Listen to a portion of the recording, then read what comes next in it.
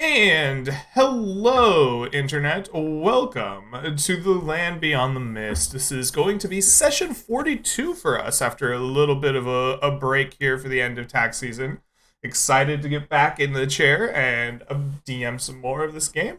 We have a wonderful group here today and an interesting mission that I liked. I enjoyed putting together this week. So looking forward to it. Let's start off the way we always do by going around the table and introducing ourselves and the character that we brought today. And we will jump in and get playing. So just in the camera order as I see it in Discord, let's start with Corin. Yep, I am once again bringing Talise McLeese back to the Land Beyond the Mist. She is a arcane trickster rogue that has her spells a little bit Minecraft blocky because she actually has 7 intelligence. Yeah, she's mostly just here to make easy money, and the money hasn't been as easy as she was hoping so far, but maybe this mission will be easy, right, guys? Maybe. All right. Next up, let's hand it over to Rumbleroar. What's going on? I'm Rumbleroar. I'll be bringing Ernie back into the mists, a little gnomish bard who is in love with Taylor the Swift, his muse. He's going to be tracking down some information on that, hopefully, today. Something, we've got a mission, something. He's just looking for any out to get it to a new concert. Perfect. All right. Shadow, we come to you. Hey, I'm Shadow, Scarlet Shadow on Twitch, and today I'll be playing Fizzle Spark Make Awesome Sauce, the plucky gnome with the heart of gold, the double monocles, and the eternal T-bows. He is an abjuration wizard and has been going crazy in his search for the Squirrel King, his patron, beloved, and only true master. We'll see how it develops from that today. All right. And last but certainly not least, let's send it over to Vessel. Hi guys, it is me, Vessel43, playing as Moji, the lovable half-orc barbarian, who is here to fight trees, make friends, and get into chaos and mischief all along in between. So he's here to just have a good time, and he's been trying to get stronger because he's been noticing that things have gotten a lot stronger, and he's been working out. He's been pumping the iron. You're going to see that Moji's even stronger than he was last time, but still, he's not strong enough. He needs more power. So he's just doing that to protect his friends and really kill trees, but protect friends too. Why not? So, yeah, there we go. Kill trees, then protect friends, then acquire power. Wonderful. Well, that is our cast for today. Let us jump into game. So, our mission will start with the 4 of you being requested by an anonymous posting on the job board to show up at the Cloak and Stagger at 10 p.m. as their acquaintance of this poster is in need of protection with a little bit of secrecy added on. You are requested to arrive and meet them at the Cloak and Stagger in the evening.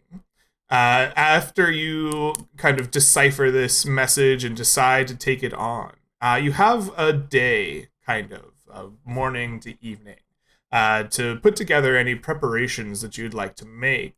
But you will be meeting your appointed protectorate at 10 p.m. this evening. So, with that knowledge yours and the anticipation of finding out more of this strange quest you've undertaken, are there any preparations or things that you'd like to take care of during the day before meeting them?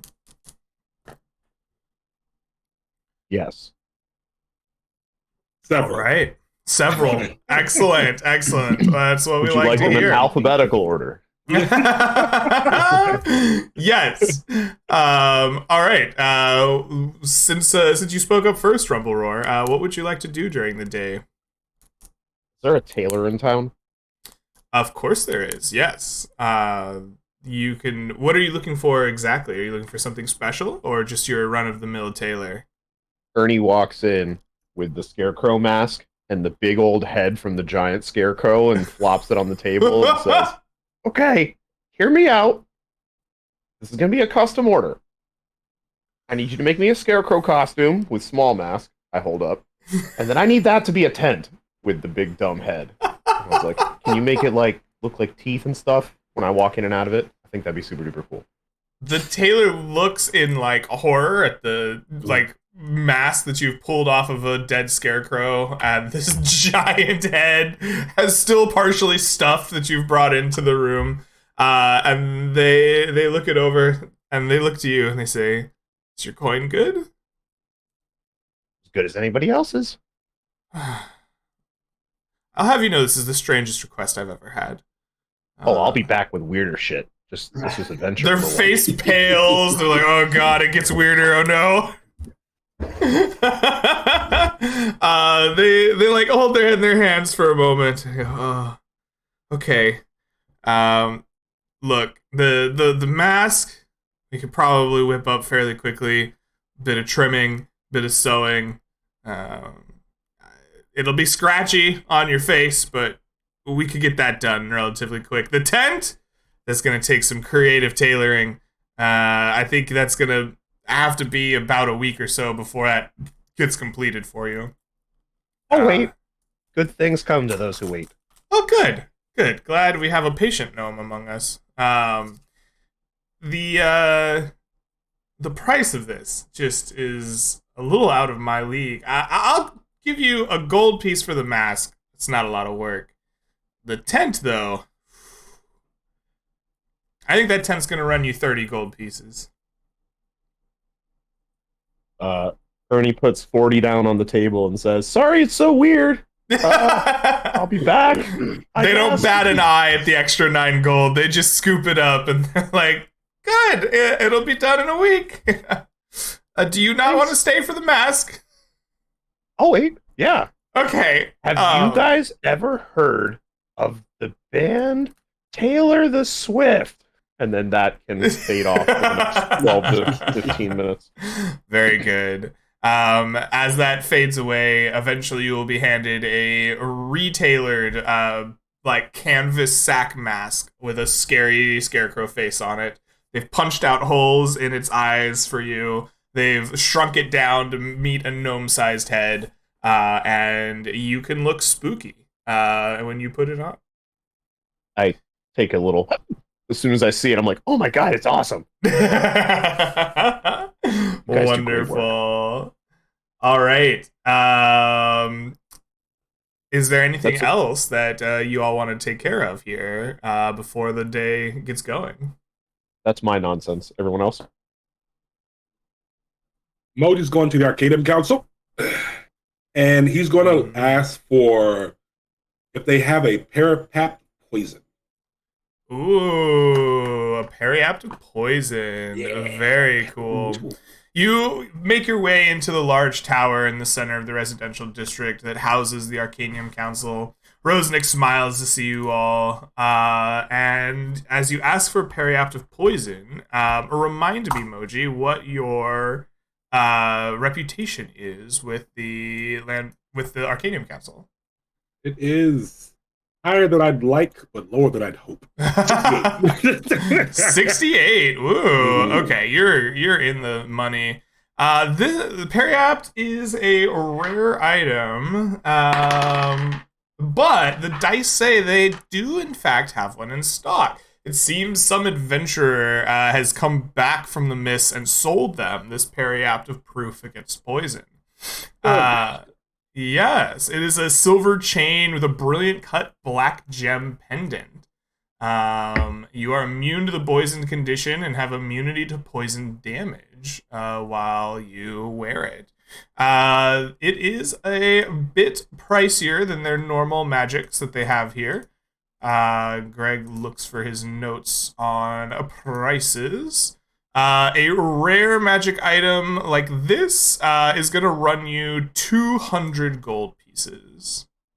I will pay for it instantaneously. Oh, you hand over the big bucks. Rose smiles, slides the money into a bag beneath the table, and will gently hand over to you this pendant and its silver chain. Hey, excellent. Moji's also going to wonder if they have antidotes for poisons, like consumables, I guess. And if someone gets the poison condition, then they can get saved from that. Let's take a quick look. Antitoxins, maybe? Antitoxin is what he's looking for, yeah. Those are Are fairly... you just out fighting the scorpions? Or? Let's see here. I don't have a price on these, but they do have them in stock. These are fairly common potions. I believe they're in the Adventurer's Guide. Let me find them. Antitoxin 5e price. 50 gold pieces by the player's handbook. There we go. Yep, I just got there. 50 gold pieces. So they have a number in stock. Go ahead and roll me 1d4 plus 1. Excellent.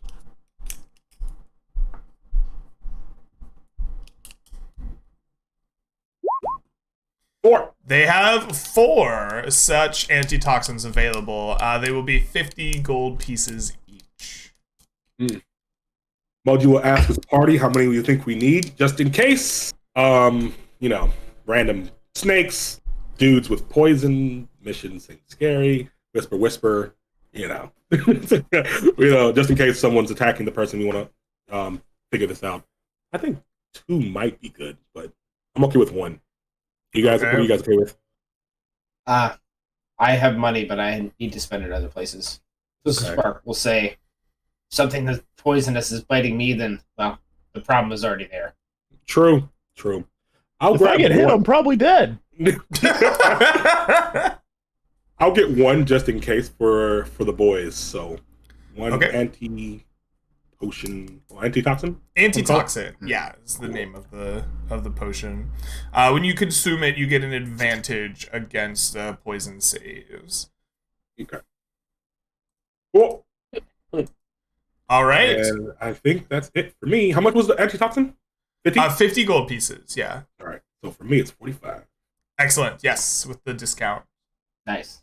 I always forget to ask if you have discounts. Did you get your discount on your Perry app as well? Yes, I did. Perfect. Very good. All right. So Emoji finishes shopping at the Tower of the Arcanium Council. Is there anything else you want to take care of before the evening comes? Yes. Okay. Fizzle Spark has several things to take care of. First of all, he would have yelled out at Moji as he went by because Fizzle Spark was already in the Arcanium Council. He needed the key to go visit whoever the abjuration wizard in the council is. And as an abjurer, I haven't met that person yet. I'd love to know who they are.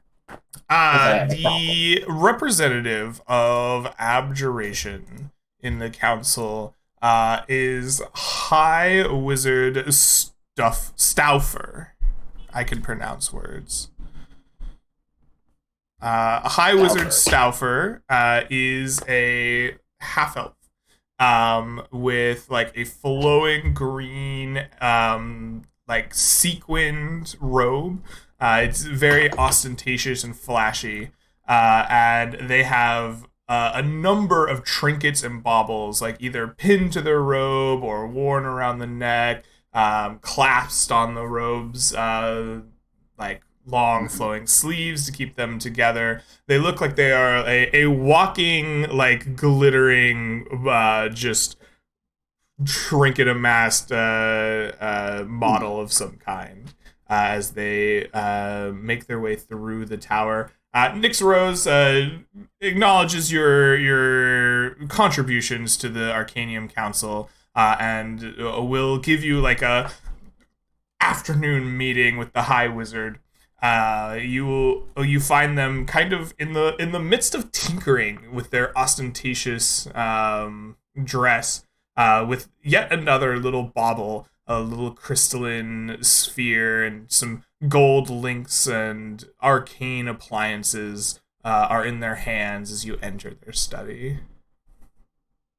Ooh, many trinkets of protection. Yes! I approve. He, sets down his work. Yes, of course. You can never have too many. Are you the McAwesome sauce I was told to expect? Yeah. One and Yeah. the same, good sir. Very good. I have questions for you. Don't we And a all? problem. I have answers. Wonderful. I seem to have been afflicted by a terrible curse in my last mission. I destroyed the Sunlit Man at Great Fay and was instantly cursed with frailty of the body. I heard that there I'm was a too bounty young. on that man. Yes. I'm too young at the ripe age of 69 to have a frail body. I True. must eliminate this curse. I seek knowledge on how to cast the spell Remove Curse so that I may remove it myself. Can you teach me the spell? Very good. For the appropriate price, of course. Oh, of course. We couldn't have you not pay it. Let's see. I guess I could bump back my 5:30 appointment. Yes. Here, sit down and I'll give you a magic lesson. He pulls out a tome that's thicker than an encyclopedia. It thumps on the table with a solid noise. It kind of reverberates through his room. He begins leafing through hundreds of pages at a time. Abjuration, yes. Here it is. Removing a curse. It's a delicate matter that requires a very strong. Oh my God! You webbed me. Nope. That's what he is. No, I will Seems never my- get this out of my focus sequence. is lagging. I apologize, sir. I will Like read the book and just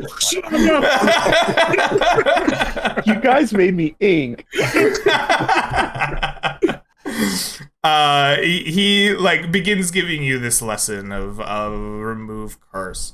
It is going to take you probably about an hour, but he begins breaking down the steps and the magics involved. And as he does so, he continues to draw on your forehead until a full completed glyph is there. And at the end of his kind of hour-long lesson with you, he sprinkles a little bit of dust in your face. It seems almost glittery, like his sequined coat.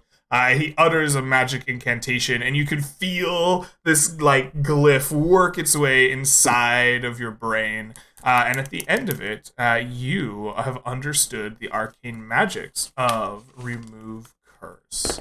It is a spell that requires a hefty payment, as it is a level 3 spell to be learned.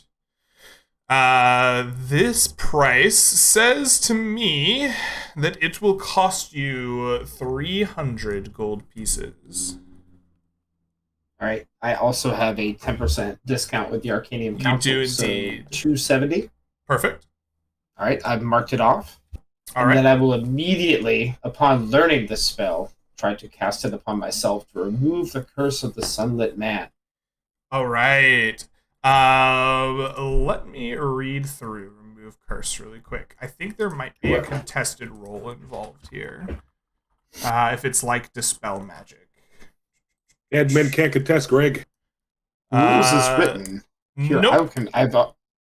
It is not a contested roll.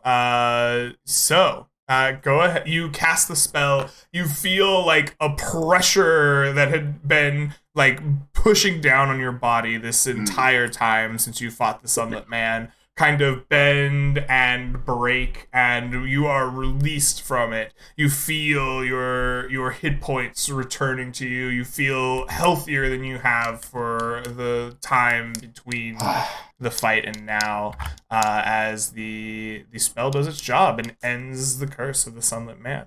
Wonderful. Stouffer, you are a man with great talents. I appreciate your time. I have one more query before I walk and leave you be. Oh, yes. Removing curses from magical items. Oh, yes. Is there a way for this to be done? Is it no? Or Um, must I do the research myself? it can be done. Usually, what it does is it suppresses the curse momentarily. It allows you to break your attunement with it and remove the item from your possession, but the curse will return to the magic item. It is a matter of the strength of permanency that has been placed upon these spells. If you could find the magics to remove permanency, you would be able to do it. However, that type of magic is not known to this council, other than a wish spell or something similar. But those are so rare and hard to come by that very, very few in the arcane world would use one to remove a curse, unless it was a truly important or powerful relic. But even then, I highly doubt it. So what you're saying is I must learn how to do this myself. I understand. Thank you. I stand up and I walk out. Okay. Good luck, little man. And then he turns back to his. I will immediately go to the library and pull out a book on removing curses and use that as part of a research. Greg, I would like to, over the next several sessions, and by the time I potentially hit level 6, create a ritual to try to remove curses from magical items. I have 2 cursed magical items in my possession. And I have a plan. Okay. But that can play out later. Okay. Yeah, you begin your research on removing the curses from magical items. I have 3 minor things to do, none of them which will require any roleplay. I want to pick up a woodcutter's axe. Done. Okay, I want to pick up a bronze badge that says minion on it and has my face on the back. And I'll happily pay whatever price for it. And last but not least, I want to learn a spell from a scroll that I have. I have a scroll of burning hands, and I want to learn that spell so that it copied into my spell. Yeah, so go ahead and pay the price of research materials that just is from the book. And we can say you've spent the time in between sessions here learning that spell. Right. And Burning Hands is yours. It is in the book. Yeah, when I asked you several sessions ago, you said learning from a scroll or a book that I already had was 50 GP. I believe that is correct. Per level? Okay, yes. Perfect. That sounds correct to me. The badge and the woodcutter's axe, how much is that running me? The woodcutter's axe is going to run you like a few silver. We'll call it 5 silver. The badges are custom made with an imprint of your face and made from bronze. I think those are going to run you 1 gold piece each. Got it. All right. I'll buy several, but I'm only bringing 1 with me. Fair enough. Excellent. I'm done, sir. Thank you so much. Oh, you're very welcome. With that taken care of, any other things that you need to take care of before the evening comes, or are you ready to meet your escortee? Yeah, we'll go with that. Ready. Looks like you're ready. So evening comes, your preparations made, and around 10 o'clock, you stroll into the Cloak and Stagger. The bar is less full than you would expect for a 10 a.m. or 10 p.m. on a weekend night. There's a sad, somber song being played from a lute across the bar near the fireplace. There are a few old citizens drinking away their pensions at the bar top. And as you look around, you see a very nondescript person dressed in black leather and wearing a cape, but not in the ostentatious fizzle spark, let it fly way. But it looks more functional. It looks like it has been worn in the rain, worn in the damp. It has the weathering of somebody that uses it outside. And they are attempting to look non-suspicious, kind of in the side of the room, but the bar is so empty, you can clearly tell they are looking around, and as people like yourselves walk in, giving them appraising looks as if trying to discover who might be his escort.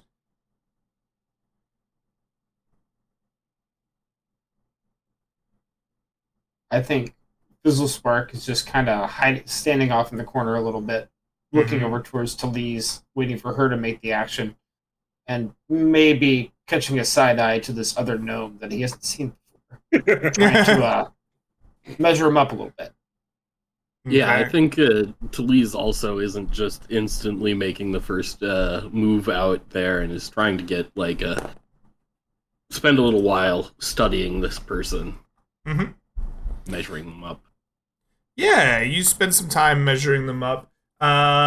Despite their appearance, kind of dressed in a cloak that's well worn and kind of black leather that's clearly hardened to some extent, they don't seem to give you the look of a warrior. They don't have the calluses that you might expect on their hands. Their build doesn't quite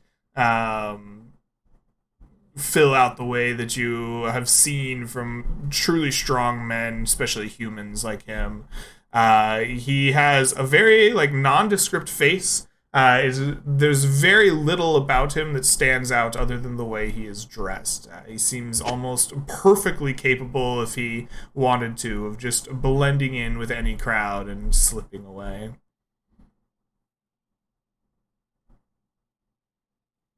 All right. After, I guess, a handful of minutes observing him, I'll give a little head shake to the crew and start walking over there. All right. The four of you begin to walk over towards the man. He kind of puts a hand on his hip near where you can see a blade is stowed and kind of stands up straight as he eyes the four of you. And he says, "Are you the ones that my friend has promised would come to escort me where I must go?" Moji will just nod. I believe so. Good. Assuming, this note here was written by your friend. Indeed.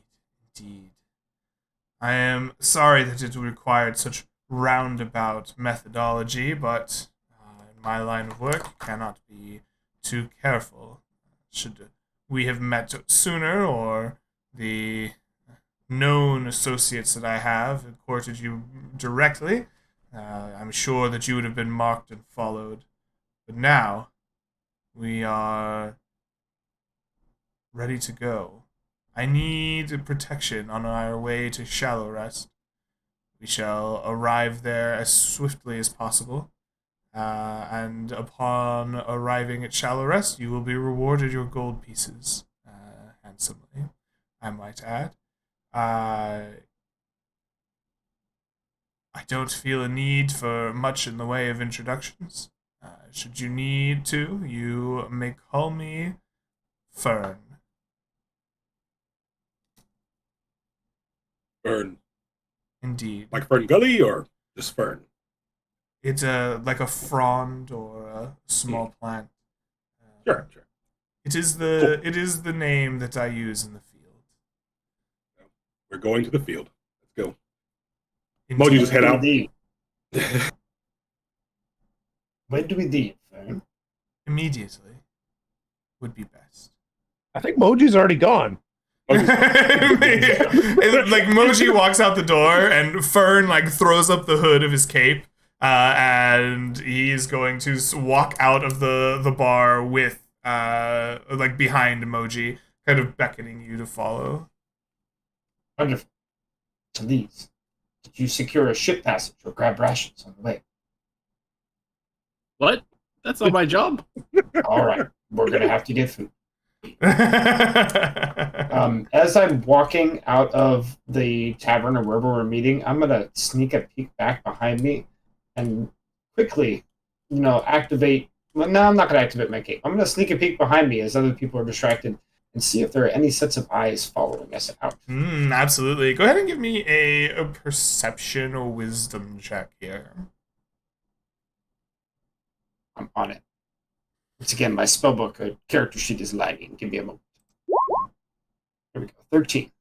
A 13. You peer behind you in the bar, glance your eyes across the rooftops. The still quiet night of the still quiet night of the Rhine View reveals nothing to you. No sets of eyes that you can see. There's nothing in the way of suspicious looking fellows traipsing through the night. You find yourself mostly alone on the streets, despite the time of day here in Rhymeview and the location of the Cloak and Stagger being kind of near a bunch of other taverns and inns. It seems a quiet night here at Rhymeview.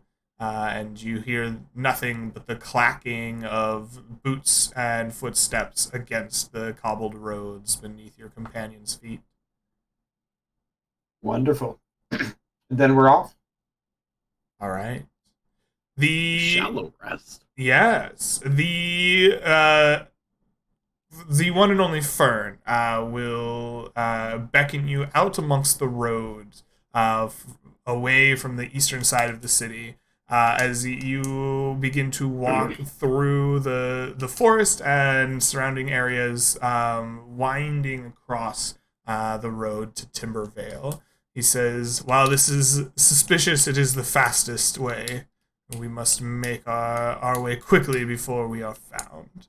And you walk through a good chunk of the night until you are fairly far away from Rhymeview, at which point the Fern will settle down and say, "Let us save our strength. We are away from prying eyes. Hopefully a bit off the road here. We can make a nice camp, and we shall continue in the morning." He pulls out a satchel from beneath his cape and begins to hand out to you bits of like dried bread.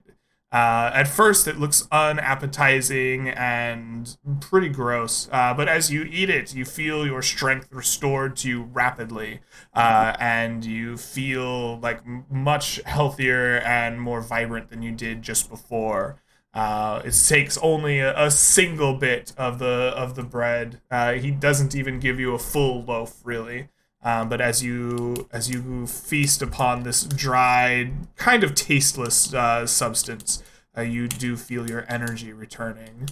Quiet and like restless night passes before, at the crack of dawn, Fern readies himself and tells you all, "We must away. We must continue."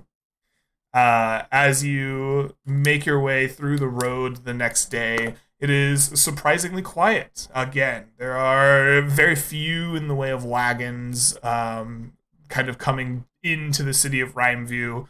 You've made your way past the many kind of towns and farmsteads here, but you are used to seeing more people on the road to Timbervale than you do today. It is as empty as you've probably ever seen it. After like a half a day's walk through the roads, Fern kind of begins to look around, and he says, something is amiss." And as you look around, you too feel the hairs on the back of your neck stand up, the feeling of eyes watching you. There's truly something in the forest other than yourselves. What do you do as this sensation falls upon you? Moji would. Moji would definitely make a perception check to maybe check and see if he can figure out what it is exactly. Uh-huh. And if he can't figure out what it is, he's going to cut down the most suspicious looking tree he can find. The trees have eyes, man. The trees have eyes. The trees have eyes. Go ahead and make me that perception wisdom check. All right. Why is this such a bad stat? I don't know. All right. Ooh, a 21. You look around and you indeed see that it is not just the trees that have eyes, but the people hiding behind them.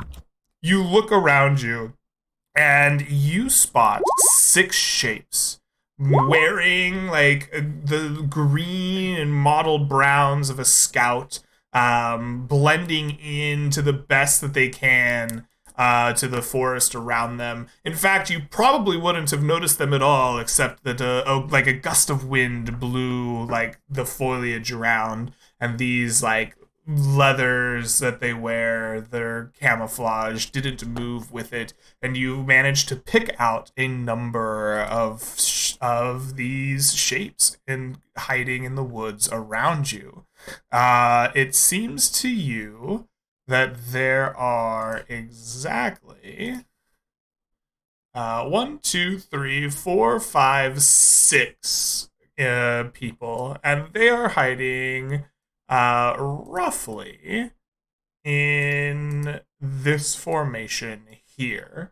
They are crawling through the bushes, hiding behind trees. They are not merely out in the open, but you spot them nonetheless.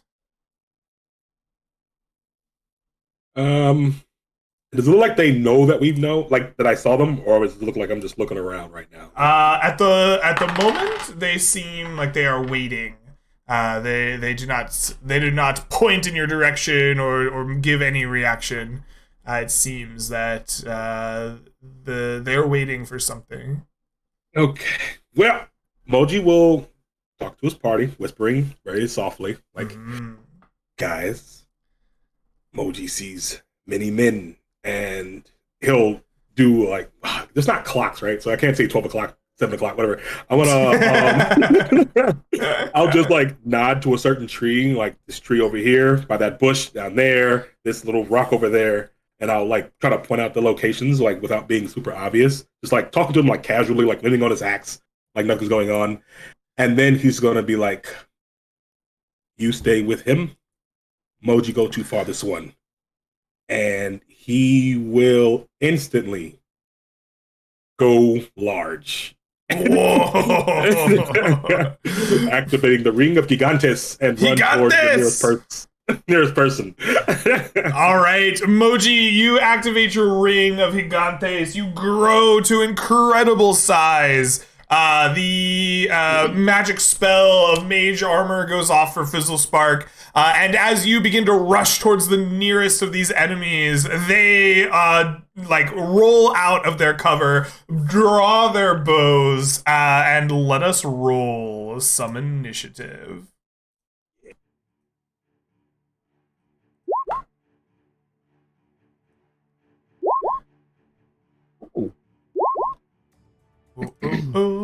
No! Well, it's not bad.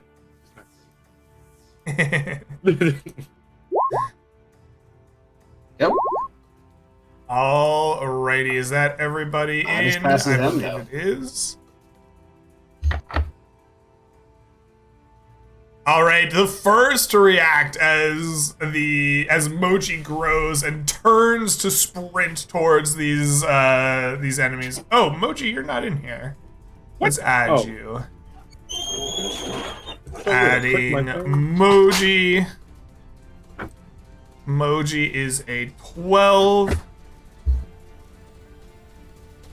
All right. Fizzle Spark, Moji, Talise. Ernie, you see Moji pivot and turn. These enemies step out of their cover around you. What do you do?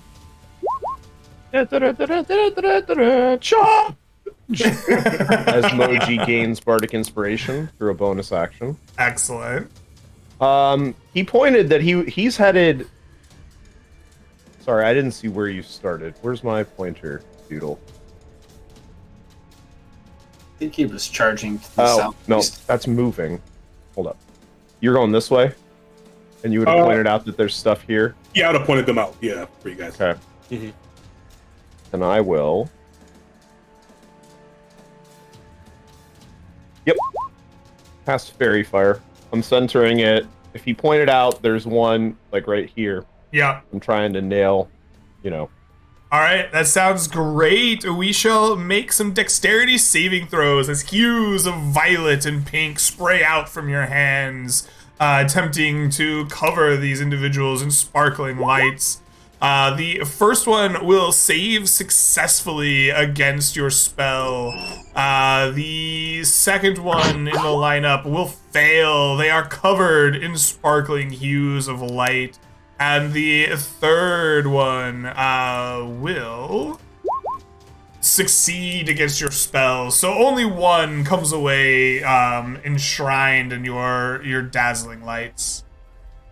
Then I'm gonna come up next to Fern and be like, "Come on, we gotta hide. They're gonna ambush us." And then try to get Fern to come with me. What's my movement? I think I only have 25, so I'll try to get Fern to come with me that way. Okay. Fern nods and says, "Yes, tactical retreat. Very good." And he will slide his way along, following you across the battlefield. And I'll try and urge, like, pushing Fern to be... But I'm going to be between the Fern and the bad guys as best I can. Oh, you want Fern ahead of you? Perfect. I'll be his teeny tiny little human shield. Excellent. Excellent. No shield, yes. Yes. Nobody's shield. With that, the scouts will go, and you hear the twang of arrows.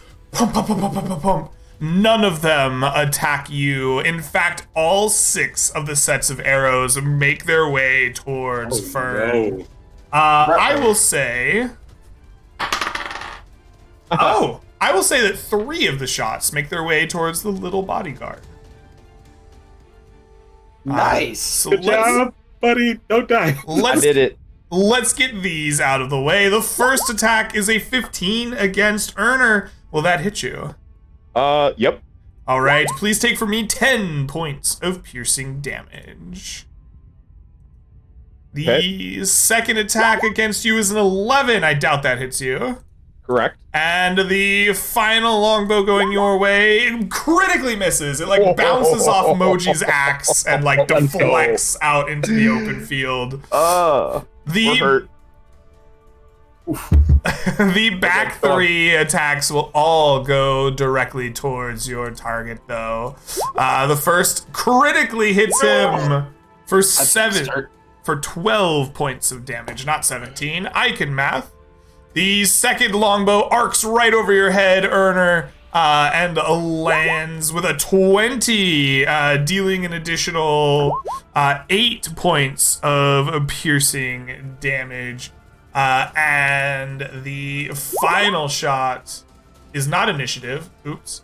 Is a longbow, which is a 22. Wow. For 7 more points of piercing damage. He's taken 27 points of damage. You see this man like stumble and fall. He is bloodied. In fact, he is even on death's door. Talise, it is your turn to react. What will you do? Oi, get down, you idiot! And I will go ahead and light up my dagger.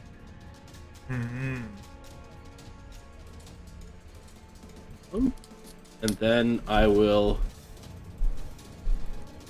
think these guys have been using bows, so I think it's probably better if I tumble my way under Moji here and get over into some melee combat. Love it. And bring down a blade on the one that's fairy fired. Absolutely. You have advantage as they are outlined in Erner's violet hue. Your flame serpent dagger bites down, ripping into flesh, dealing 22 points of damage, and instantly melting this person. The flames of your dagger sprout up, to lighting their very skin ablaze as they fall and die at your feet. That's the end of my turn. All right. Moji, it is your turn. What will you do? Moji will take a step to the right. Boom. Using 5 feet of movement. And then do a big smashy smash by raging. And yeah, I'm going to do reckless attack. All right, with a 19, you hit.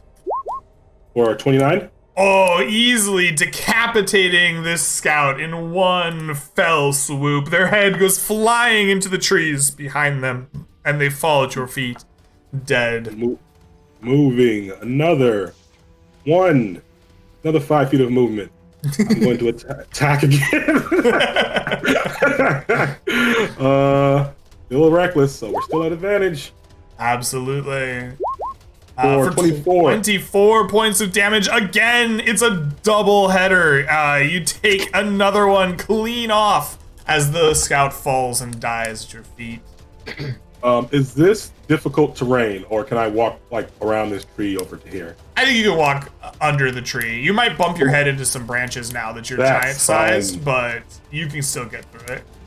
3, 4, 5, 6. Crap. Oh, no, I have 8 right now. Good. Moving up. Well, not here, because I'm going to be my boy. And then I will attack this one because I killed somebody this turn. I can do another attack. Excellent.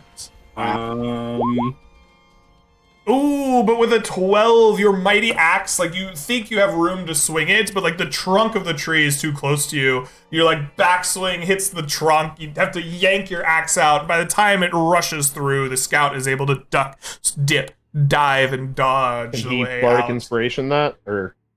Oh yeah, you could. I will. What is that? 1d6? You say? Yes. Yes.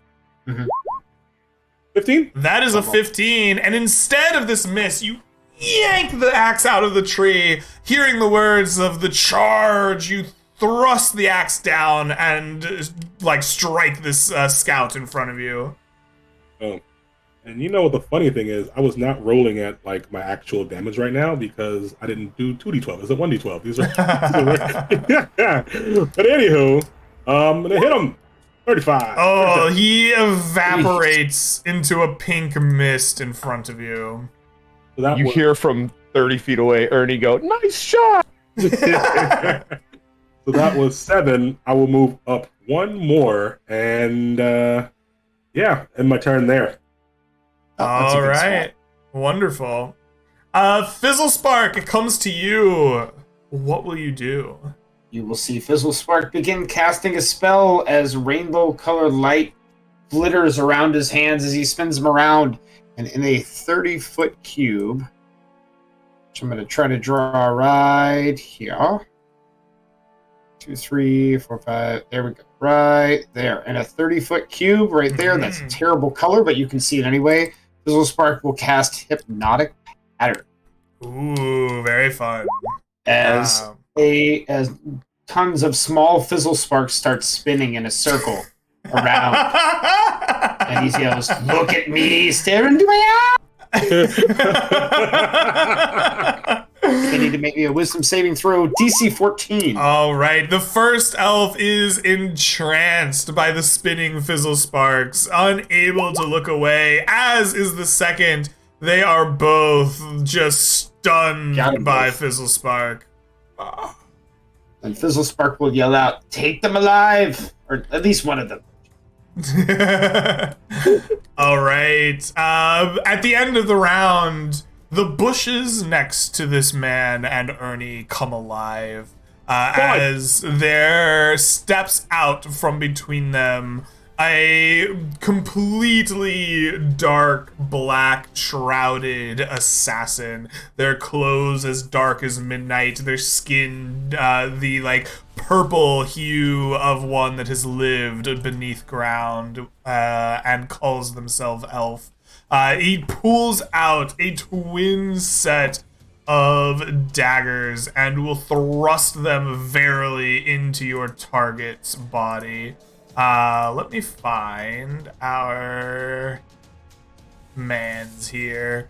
He strikes out, I said daggers, they are short swords. I made a mistake. The first of which is a 25, dealing 5 piercing and enough poison that it does not matter whether or not he makes the save. You see the form of your your escortee fall to the ground dead in a single thrust of the blade. This assassin then pulls out a small ball, throws it against the ground, it breaks in a cloud of smoke, and you see him turn invisible. Alright, Fizzlespark, no, Earner, you see this happen in front of you as the man you were trying to protect falls and dies. The assassin disappears in a puff of smoke. You cannot see him. What do you do? But I might. He can't have gone far, right? So if I were him. Okay. Ernie is going to cast Fairy Fire. He looks down. The dude's dead, right? That we were trying to he's escort. dead. He's super dead. All right. I'm going to cast Fairy Fire and center it up here. Okay, a 20-foot cube centered around that point. Hang on, where's my... Where... I know it's 25. Okay. Minus the 25. You're doing it for me. Okay, that is the location of him. He is in that area that you have drawn, so we will make ourselves a little save. Give me just a minute. I had put away his stat block. And he needs to make a dexterity saving throw. That is a 23. He manages to duck out of the way of your magics and invisibly avoid the fairy fire. I go over to the dude and, like, I don't know. We're still in combat. Fuck. Those dudes are incapacitated. I'm gonna start rifling through the dude we were escorting and see what he's got on him. All right, excellent. You rifle through his clothes. You see that he is in possession of 100 gold pieces. You see that he is in possession of a fine dagger with a single red gemstone upon it. And he is in possession of two things of interest. One, a small, like, scroll tube. And the other, a seal. A seal of the Queen of Duskrin, meant as kind of an identifying mark. Fudge! Alright. Alright. With that, the scouts are stupefied. They stare at Fizzlespark. And they are out like a light. Talise, it comes to you. What will you do? I'm going to go over to this bush over here. Uh-huh. And I'm going to try to quietly cast Silent Image. And another kind of blocky looking version of our guide is gonna walk out over here and please just say, "Whoo! They went for the decoy. Thank God." Give me a Deception Arcana check, please. Deception Intelligence? Is that what you're looking for? Yes. I'm sorry. Deception Intelligence. Great. That'll be a -2. Let's do it. Oh, no. The dice are unkind. Man. Your blocky image, like, stutters a bit. And, like, looks very fake. And the assassin does not reappear. Even better, the silent image is a perfect replica of the of our escortee, except he's got, like, big stab wounds and he's already, like, copied it perfectly, man. I like it. I like that better, yeah.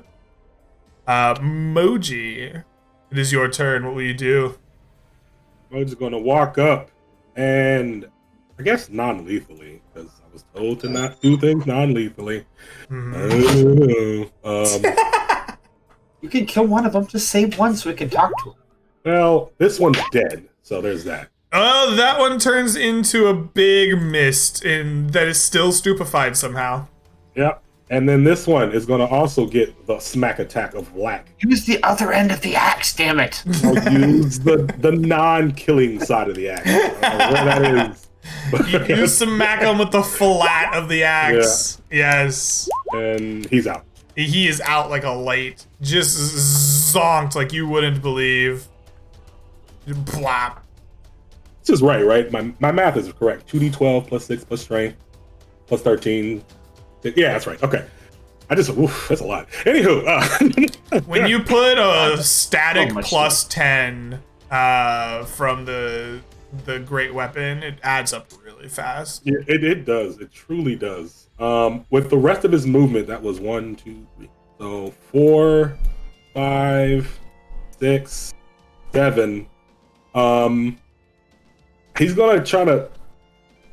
I don't know about the assassin, right? I probably didn't see it. I just know that he's down. Okay. I don't see the guy. I'm gonna try to give him a As you're potion. coming over, Ernie's like, he went that way. Do I see the assassin at all? Right? He's invisible. He's invisible. He went that way. Well, Moji doesn't care then.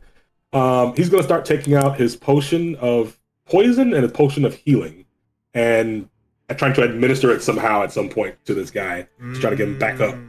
You go to administer your poison, your potions, but it is clear even to you that your man is dead. That he is beyond the help of a single potion. Fudge! Alright, well. Cool. I guess then I'll just stand guard here and wait. Alright. Axe in hand. Alright. You're Fizzle still Spark. enlarged, right? Yeah. So I'm at like your ankle. I'm looking up. I'm like, please don't step on me. Moji's like pushing the tree out of his face, like, I'm trying not to. Alright. Fizzle Spark, the end of the round is yours. Do you do anything with it? At this point, I drop concentration on my spell because everybody's either dead or out. Oh, yeah. And then, I think I'll yell over to Talise. Talise, you have rope. We have some questions to ask of this one. And then I think I will move over here and disarm this elf. Okay. And that's Absolutely. all I'll do for the round. For the record, while the token looks like an elf, this is not an elf. That's good. My hypnotic pattern probably wouldn't have worked if it was an elf. Yes, So this is a human that is dressed as a scout. you had said elf earlier Did I say elf? when describing them in the middle of the battle. So I got pretty scared. I didn't mean to call them Oh, elves. Good. I'll they- disarm this human. Yes. With that, the end of the round comes. The assassin escapes, and combat will come to an end. All right.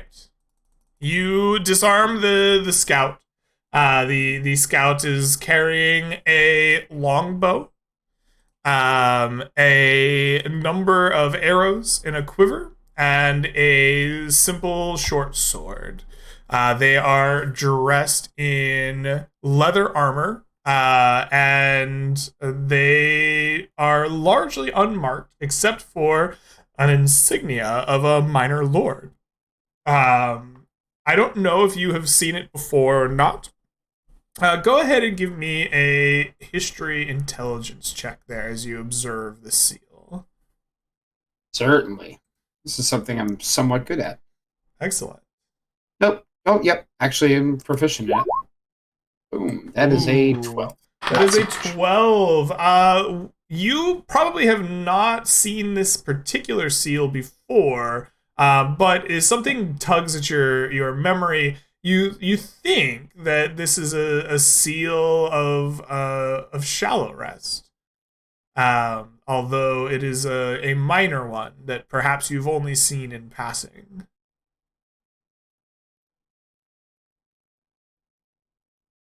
I will relay the information to the party as I look over and see that our escort is clearly dead. Mhm. Like, He had a bunch of stuff on him. what kind of stuff? Collected. The dagger, a A letter. scroll tube. Yep. Yeah, scroll tube. 100 gold. We'll And take a in steel. and the food he gave us, the bread thing. We're gonna take that Yes, as well. he has Yeah. a satchel. I forgot entirely to describe that. He has a satchel on his waist, and inside is nothing but unleavened, like dry bread. But you ate it last night, and you know its properties to be very sustaining. Dang it, we messed up already. Boy, What do these you mean? longbows are worth money. We should grab them too. We will We've grab got- them. I will carry the body. He's coming with us. We've got the food and the money, and the weird guy doesn't have to talk to us anymore. What's the worst that could happen? We should Right. check out What what's in happens if we this fail scroll to miss tube. it? Yes. No.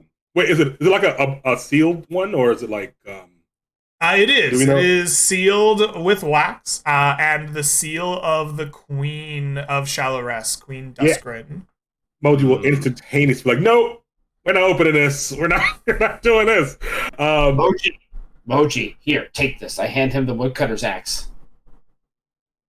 You Why? take it? I'll take it.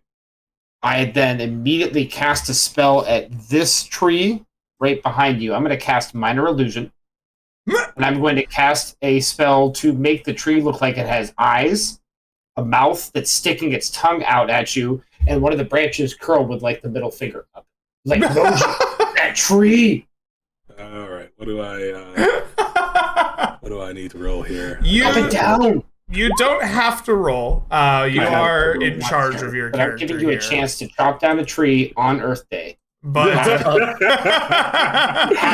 I'll give him a minor illusion of it just like screaming. you can choose to roll a dice to figure it Moji. out, or Moji gets it. Moji understands. He's like, no. Moji knows the trees don't do this. They're more subtle and evil. Like they.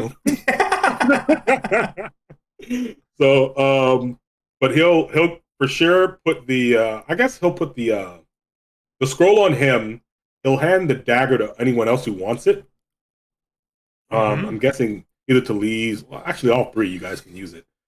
He'll grab the bread, and now that he understands what can happen in the group, he will he'll pick up his star dagger, and it will look to Ernie, and it'll look to Fizzle Spark, and like this increased range of spells with AoE, circles, squares, cylinders, things like that, by a certain number.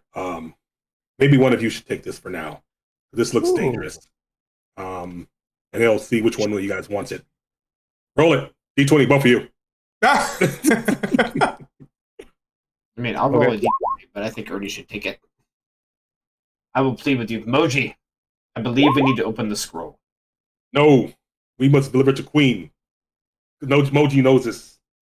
He'll give the he'll throw the dagger to Ernie and be like, Moji thinks it's best we know opening. If we do, our mission is compromised and we do not find her. How are we favor. supposed So to know? what Talese is this a little is? bit confused because usually your seal, right, is who it's from. So this is a message from the queen, right? Maybe, but it's best to ask Queen without opening. We figure out from there. And Moji loves Queen. You will recognize that the person was also carrying the Queen's seal. He could very Yeah. easily have used it to seal. Are there any this. arrows still sticking out of the guy? Oh yeah. And you said it was a glass tube, right? Glass tube. There's a tube thing, right? The scroll thing? No? Yeah, Or is it's it just a it's scroll scroll that- case. It's Scroll not made case, of yeah. glass. It would be like hardened leather or something to make like a small like scroll case. Oh, okay. So then let me see if I'm getting this right. So he has the signet ring. He has the pressed signet into ring this? of the Queen, a scroll case that has been sealed with wax around like the outside of it, bearing the insignia of the Queen of Duskgrin. So he was faking correspondence from We don't know. Maybe. We should ask her at least if we're going to shallow rest anyway. And I think it's best if we don't open it so she can see with her own eyes if it's a fake or was something she actually needed to have someone turn in for her. So, all right. Yeah. If you insist, Moji, you have this roll. I won't open it on you. I disagree. But perhaps we can find out something from this mat here. Does anyone have rope? Rope? Moji hands Rope's out. too heavy. He got rope and he's got chain. Which one do you want? Tie this one up however you want. To a tree if you'd like. All right. He will use his hempen rope to tie this one up to a tree. All right, And I think by now Moji's probably shrunk, so he's back. You to normal bind size. the unconscious scout to the tree with a nice hefty bit of rope. They are unconscious and tied up and hanging limply from the probably the top of this tree since Moji's so giant. Good 10 feet off the ground probably. All right. And I will also begin gathering up the weapons from all these scouts and armor and sword. Yeah, all the weapons and armor that I can. And I get ready to 6 sets of leather armor, 6 sets of bows and quivers of arrows, and 6 sets of short swords. I think the bows are worth taking. The rest of it, not so much, unless one of you feels like you can use it. Moji can carry it all. It's fine. All right. The 3 of us might be tiny, but you're the real loot goblin here. True. So did I hear correctly that you gave me the dagger the guy had, or I think was it Ernie? I thought Ernie could use it. Right? Ernie took Ernie, yeah. I took it. So, Ernie, I'll post it in the chat for you. But we should start waking this guy up and talking to them. Is this a dagger that you had that you're It's giving a dagger that I own. It's called the Star Dagger. It gives you. Okay. Well, then, Talise, you should take the one this guy had. Yeah. So wake him up, Greg. What is All this right. person's saying? Eventually, you wake him up. Few quick slaps to the face, some smelling salts. The scout awakes, kind of tries to move their arms, realizes they're bound to a tree, looks down, sees they're very high up. They're very confused. And they look expectantly at the 4 of you now, standing beneath them. Moji Go ahead, would Moji. like to. Oh, it's okay. Moji will pat his head like, you just wait 1 second. You attack our escort. Why should Moji not wring your neck and squeeze all the blood out of your body? The stupefied scout tries to think of an answer. Goes, well, maybe I could kill somebody else for you. You got any enemies?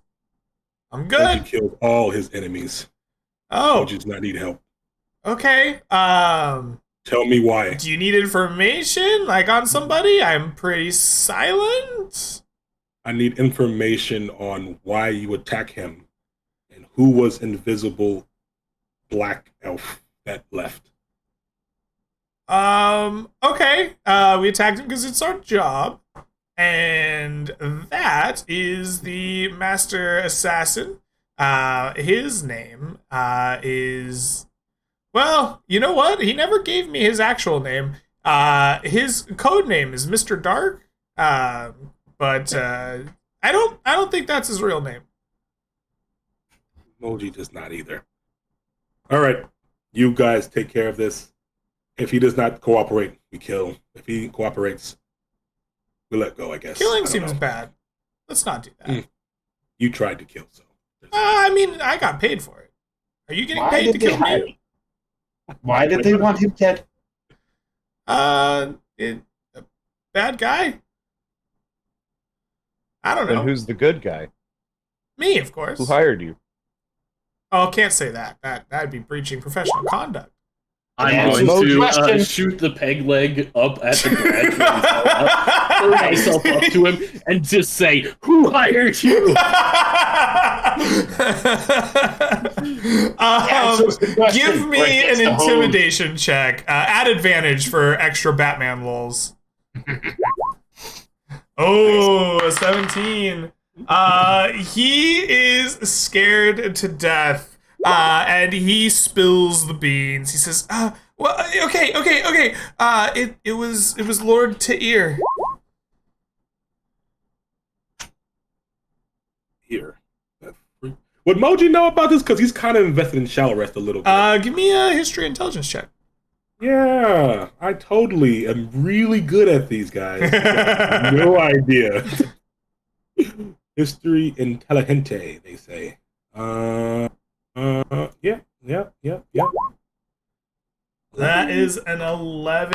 I'm not sure you know exactly who he is. Okay. Maybe this is a name you've heard in passing, like it sounds vaguely familiar, but you don't know the exact details of who Lord Ta'ir is. I will hold up the insignia from the scout. Be like, is this his mark?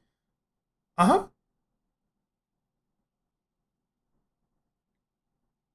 Seems friends. Like we have someone to visit in Shallow Rest.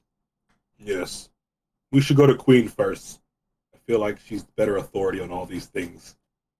I'll Didn't defer to visit you, this Judge. year. Yeah.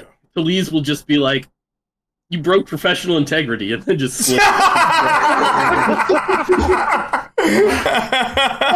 was a catch-22. It really was, actually. I was going to ask what we were going to do with him, but that solves matters rather nicely. Ernie, are you okay? You look a little bit bruised up. Oh, don't worry. Give me like 20 minutes. I'll be fine. Okay. It seems, friends, that we are on our way to Shallow Rest. Yes. Shit. we I are. forgot you had that. Oh, right. Fudge. Moji's gonna collect the body of this man and just hoist him over his shoulder. And actually, you know what? He's gonna hoist him over his shoulder and just bring him with him. So the escort. All right, so you're gonna bring Fern and his dead body on your back, like the whole way to Shallow Rest. All right, I know that's gonna start to stink, right? None of us ever want to get within 30 feet of you. It might help. So who knows? You have a strong musk already, Moji. You don't need help. Don't worry. I got It's not like anybody could possibly recognize him. His features are so nondescript. That is true, actually. Give the man a proper burial and complete his mission. If you want to. Okay, fine. I saw what you did to those scouts. You if you want to carry him, you go ahead. I'm not going to stop. I want to, but if you guys think it's best to not. No, screw it. Moji's carrying the guy. He doesn't care. All right. I can't carry it. I'm not going to do it. All right. How much does this guy weigh, Greg? This guy weighs about 160 pounds. Let's see. Does that bring me into the encumbranzo? Really? Even you. Does this say body of dead man? Body of Fern.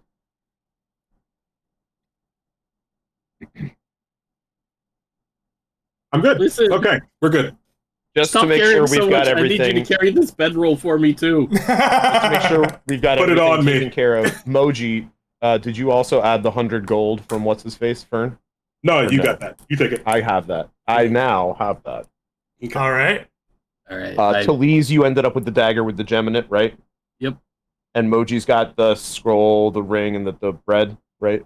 Yeah, scroll ring bread for me.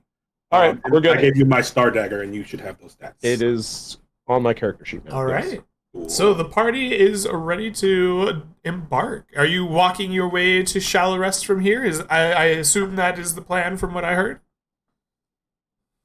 Unless we think we can find a way to get there faster somewhere else. We could stop in Timbervale. Moji's skeptical about that now. If we had assassins on the road and it didn't make sense for this, like, how do you empty out road? On a boat with a bunch of people, I feel like we're fighting for our lives against an entire, like, pirate ship or something. So, All right. Moji so thinks it's best to just walk it. All right. You continue on your way then, and after the end of the day, or close to probably the end of the afternoon, you will arrive in Timbervale, the kind of low, flat sister city to Rhymeview. Here, instead of a trade across the ocean, this is a place that is flush and timber. They have a nice timber trade with Rhymeview and Shallow Rest, and the rest of the kind of shrouded coast. You can find a nice place to stay for just a couple of copper each. Have a warm meal in your bellies as you prepare to leave on the next day. I would like to know, as we enter a travel phase, what role each of you will be playing. Moji's provisioner. Moji is the provisioner. Wonderful. Please is the lookout. Please will be our lookout. I forget which one I was, but I'm the one that Shadow's not. This is Spark to be the scout. This will need Ernie to be the guide. All right. Ernie will be the guide. Fizzle Spark will be our scout. Moji, you are in possession of a satchel full of essentially lembas bread. Are you going to be using that to feed the crew, or are you going to be provisioning in a different way? And I know this bread to be able to sustain us over the course of our travel, correct? Over the course of the travel, yes. If you eat the bread every day, it will sustain you over the course of the travel. I will use the bread then. All right, excellent. What are we doing so far? The bread is essentially magical. It will keep you fully fed and fully fully hydrated. Quenched. Your thirst is quenched. Yes. If you want to be fully drunk, I got this pirate rum. Wonderful. All right. So, Moji, you will set off away from Timbervale with bread in your pocket. The group begins to travel across the mainland, making their way as quickly as possible to the far side of the Shrouded Coast, looking for Shallow Rest. As you enter the forests around you, who will be our representative? Talise will be our representative here on the map. Excellent. Talise, you are making your way through the forest, walking your way there. And you are in charge of being our lookout. The forest is thin here during the first half of your first 3/4 of your day's travel, and will begin to blend in with the deeper, thicker forests to the east of Timbervale, the ones that are said to be homes of elves and other fey creatures. As the party is traveling through here, I would like to hear what are your efforts to keep a lookout for the party, to make sure you are not surprised or otherwise waylaid by the dangers of this journey. So I think my goal primarily isn't to avoid being spotted. It's to be able to spot them as they approach us, right? Mm-hmm, so... okay. We've got some big or small mostly and loud party members that are probably not being all that quiet. You got the horn tooting of my good friend, and the wizard that is always laughing and saying something crazy, and the big hulking barbarian. And I'm sort of off to the side trying to see what is, hide away from them a little bit and see what is coming towards. All right. I like it. Go ahead and give me a perception wisdom check. Your baseline DC for travel is going to be where is our lookout here? It's going to be 12, but I am going to give you a +2 for the danger of this mission. So DC 14. A 7. All right. As the lookout, when you fail, you can choose to take 1 wound per character tier to negate a surprise round. When a encounter may occur, I will ask you if you would like to take the wound, and if so, I'll have you describe how you alert the party at the last moment at personal cost. Otherwise, you can just take the surprise round. Excellent. With that, the day comes to an end in the beginning of the new forest. You take a night's rest, eating from the satchel of bread that Fern had on his body, feeling refreshed and sleeping through the night without encounter. You begin to make your way along the deep forests along the coast, making your way deeper and deeper into this territory that you have gone before, but is less traveled than normal. As you do so, I would love to hear from our scout, Fizzle Spark.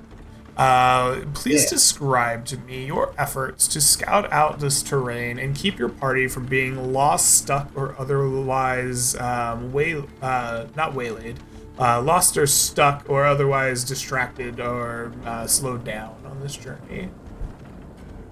Well, at this point, Fizzle Spark has already engendered the at least appreciation, if not small amount of respect from Big Mike. Mm-hmm. And so therefore, he will try to find and locate moles littered throughout the forest, and when he can, he will speak to them, let them know that Fizzle Spark, friend of Big Mike, best assistance, please move ahead of us and scout see if things move about in the forest, and when they do, return to me and you will be rewarded. I pull out almonds from my pouch of endless almonds. Hand them on and be like, there's more where this comes from. First taste for me. Oh, I love almonds. The wildlife will go and scout and do your bidding. Go ahead and give me an animal handling check with your charisma or wisdom, your choice, and your base DC for the scouting roll is going to be 12 plus 2 is 14 as well. Right. I would, as always, like to take the base nature intelligence roll if possible. Sure. You can always take the base roll. 16. That is a 16. That is a success. Go ahead and mark inspiration for your successful scouting. Your party will not become lost, stuck, or otherwise lose time on your journey, as your army of little critters will seek out the best passageways for you. As you are into the late afternoon, even to the evening in this forest, there is a moment of strangeness that you stumble upon in the forest. As you make your way to a crossing of different trails along the coast, you find yourselves looking at a strange sight indeed.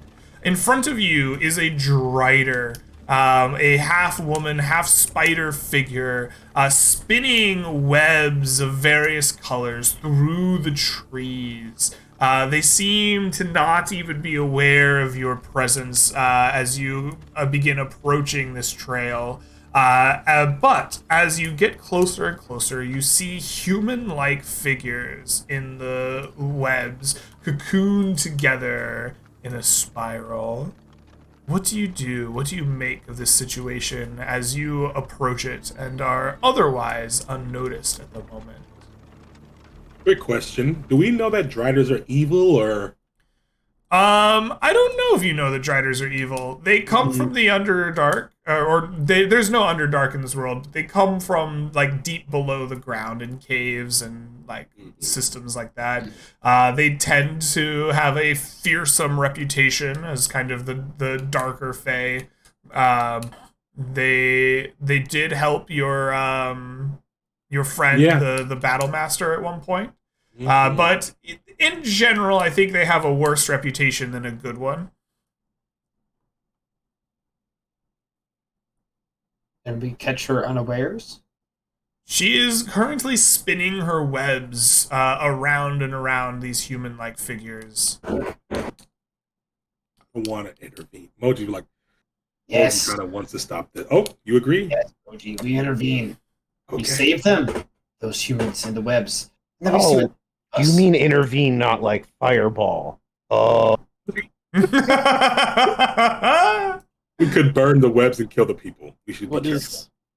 look. Intervene means a lot of things to a lot of people. We're working this out. You tell me. Maybe she's just the jailer. You're assuming such ill intent. Maybe Yeah, it's a Moji feels shop like where she's evil. just throwing it out there. And Moji's going to try to stealth up to as close as he can behind this person to attack. Ooh, all If right. it's a shop for dead things, we have a dead guy we can trade. I'm just saying. I like the way you think, Ernie. You are gonna sneak up behind it. Go ahead and give me a stealth dexterity check to make your way up close to this creature. Oh no, it didn't work. It does not work as you begin to sneak up maybe 5-10 feet. Your armor jingles and jangles a little bit more than you'd like, and you see the form of this spider-like woman turn and look at you. Oh, she like has a menacing aura about her. She stares at you, and she begins to like slowly slice off her webs with a kind of long needle-like blade, placing them down around her. What do you do? Moji's be like, Moji does not want to fight. Moji just wants to talk and like have his. Even though I was going to try to attack her, he's like, what are you doing? And we just want to get by. Is this okay, or do we have to do battle? That's it. That's all he's going to ask her. All right. Are you asking like honestly, or are you trying to lull her so. into a safe? I'm trying to figure out if she actually is trying, if she's doing something like really evil, like purposely, like I'm here to eat all the souls, or she's just like they attacked me and I need to feed or something like that. Something like that. Okay. She looks at you and scrambles up and goes, "Do you want to dress?" Dress? "Yes, I make fine dresses. Spider silk." Oh man, I needed a tailor like, I kid you not, 2 days ago. Damn it. "You will find none as good as me. Come, view my wares." She scuttles back up. Guys, bring the dead guy if she trades in dead guys. Come on. I mean, I have them on me, so yeah. Okay, we'll go up. Come on, Moji, let's go shopping. I'm curious what's happening. I'll talk to her. What does she got to trade? She or scrambles up here and begins to like peel away at some of her webs, and you see beyond the like basic webbings, what look to you like human beings bound in webs are in fact like dummies. Made of wood, and around them are different colored yarns of spider silk in long, kind of flowing dresses. She says Ernie's the small pink one is already sold, but the rest are available for a price. Okay. Ernie runs up and makes all sorts of high-pitched squealing sounds like, "This is amazing! I love your work!" Good. Boy, do you make anything in black? I can, yes. What do you need? You seem like a frilly type. Long, like wavy frills. Yes, I can make. What do you take in exchange? Your soul! Just kidding. About like 400 gold pieces or so, and I will make anything fresh for you. This is pretty good, but I don't have the gold for this. Oh dear. No pay? Such a shame. I look around. I didn't think I'd need to bring my money with me on this trip. I've got the money at home, I swear. Your prices are steep. Would you take an exchange? What do you have to exchange? Fizzlespark will reach down to his hip and pull out a potion. Say, this potion swirls and moves forward. Once you imbibe it, you can escape any who might try to harm you. You will turn into a form of gas and float away and appear in an hour wherever you wish to be. She like clasps the potion and goes, I fear no one. But maybe I can use to make gassy dress. Yes. She puts it in her pocket. She says, you may take one dress. I will move over and take a look. Can you describe the dresses that are there? Yes, there is a small pink, elegant dress. Almost looked like it's for a night out. The dress is incredibly small compared to the rest of them. The very tiny dummy is around it, or is under it. It looks like it is smaller than even like a halfling or a gnome. The other ones are made for larger, like humanoids, maybe like 7 feet tall. Like they're not quite large creatures, but they're big. There are 2 different shades of green, each of them with kind of long, flowing patterns to them, like almost waves of green spider silk cascading down them.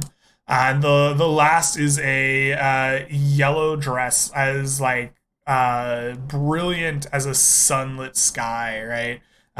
With kind of a white cloud-like silk appendages to them that kind of billow and puff out. Does that yellow one look like it would fit me? It looks like it would fit like 4 of you, but the Drider, insists that it could resize it rather quickly. The yellow one with the cloud-like and appendages and sunlit appearance seems to be the most flamboyant. That's all right. You see the spider like walk up to its creation and just start eating it. It just consumes the web in front of you. And then from its thorax, it begins to spin out yellow and white spider silk. It like crunches down the wooden dummy, like holds it next to you, crunches it down some more. And then begins to weave quickly. And in a matter of minutes in front of you, you see the same dress, but smaller and more to your size. And the Drider, like, lifts it up off the newly formed dummy and, like, places it in your hands. Wonderful. This is amazing. Do you have a business card? No. Do you want people finding this area so that they can pay you for your amazing work? Do you want credit for this? Or would you prefer I have a reputation among the Fae. I am easily found. I am the dressmaker. The dressmaker. Many thanks, dressmaker. Yes. I will skirt behind the tree and I'm going to try it on, Greg. All right. It fits remarkably well. It's weirdly a little bit sticky, but very soft. It's a combination that you might not expect to be great, but the fabric is very, very nice, and it is elegant, right? This flowing like cloud like sleeves and appendages to this like bright sunlit yellow dress. Like it looks like it belongs in a ball. Well, how do you feel about a potion of fire resistance? Huh? My spider silk is already flame retardant. What? That's kind of cool. That's actually really unexpected. You can only expect the greatest dresses possible from the dressmaker. So, nothing wrong with your current setup, but what if you could move around the trees to set up more spots to hang more dresses? I have these seeds that awaken trees. Oh, you I could offer mean you 20 for make the the dress. trees move? I thought you were asking a spider if I wanted to spider climb. No, make the trees move. But do you? Just for the record, No, of course not. just checking. Thank you. She looks at you and goes, I can always move to where there are gaps in the trees.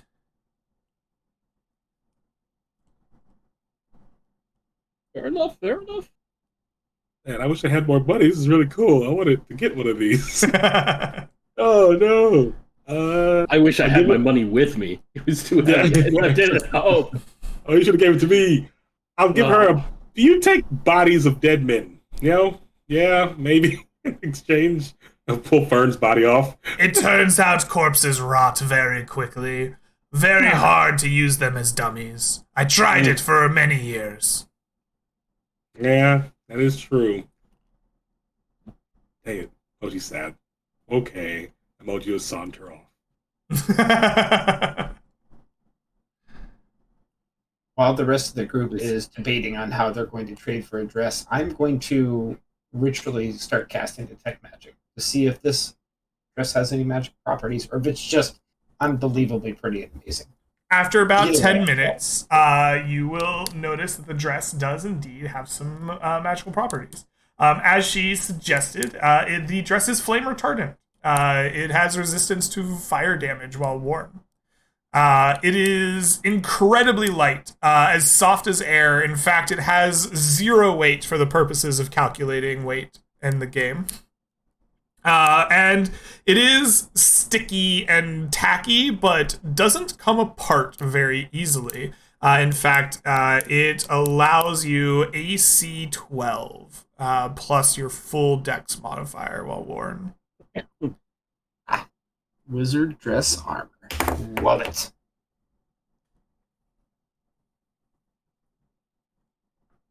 I mean, if you guys are done, Emoji's willing to move on. Sadly, but he's willing to do it.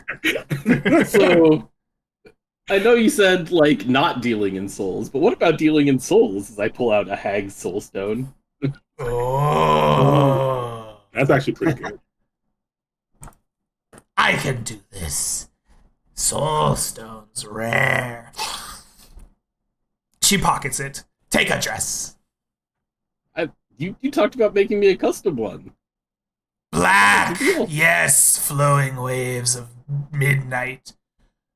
Give me a moment. I must find my ink. And she like scrambles off into the forest for a moment and comes back just like devouring the strangest looking flower you've ever seen. It stinks to high heaven and seems to be leaking a black like fluid from each bite. And as she devours this, she begins to just consume one of the green dresses in front of you. Just and as she does that, she begins to spin the yarn once again. But this time it comes out inky black like midnight. And as she spins this yarn, it begins to form almost like a flowing cascade down, becoming poofier and poofier in a wide arc around you, almost like a hoop dress, but there doesn't seem to be any hoops or poles holding it together, just the tacky silk itself.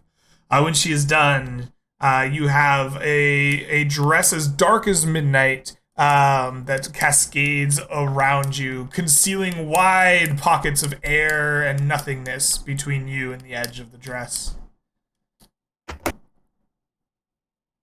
Has Fizzlespark come back to the group yet? Sure. Yes. In your head, you hear, "Hey, Nomi, you got about 155 gold on you? XOXO, Ernie." Am I allowed to respond in kind? You can. Yes.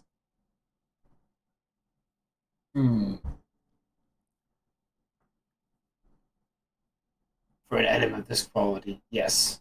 I consider it a loan-ish. You'll owe me. And I will pull out 155 gold pieces. All 25 words of the second message are thanks. It's immediately annoying, but I respect it. All right. Corin, your dress is not fire retardant, but instead allows you to disappear easily in darkness. You have advantage on stealth checks of any kind while wearing this dress, and you can take a 20 if you make a stealth check in darkness. The AC of 12 plus Dex modifier is also true to this. And 0 weight? At 0 weight. Yeah. Awesome. And I don't really have a mechanic for this, but like in the fiction, it is a very big poofy dress with lots of space.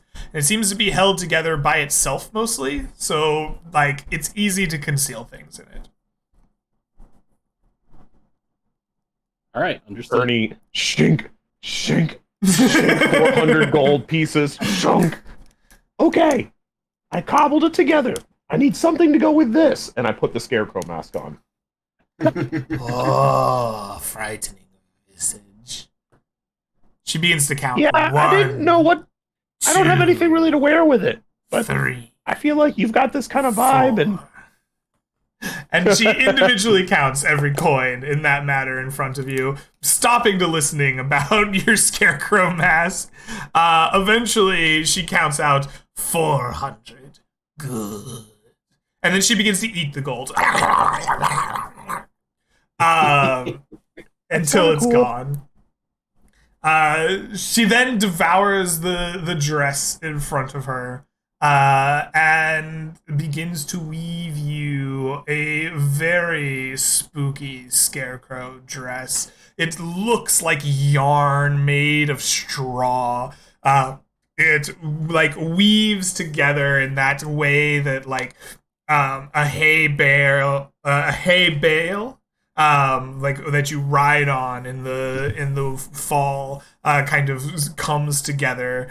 And it has large streaks of like black and like almost shadowy appearances as accents along the dress. Eventually, it comes together, and she like places the mask atop the dummy, and it looks like a horrifying, like ghostly scarecrow floating there in the nets around you. And she says, I am sure this will do, yes? Oh, yeah. I love it. Good. The dress itself is AC 12 plus Dex. It weighs 0. The function of this dress is that while worn with the mask, you will have advantage on any intimidation checks that you make. And if you are larger than the creature being intimidated, you can automatically succeed.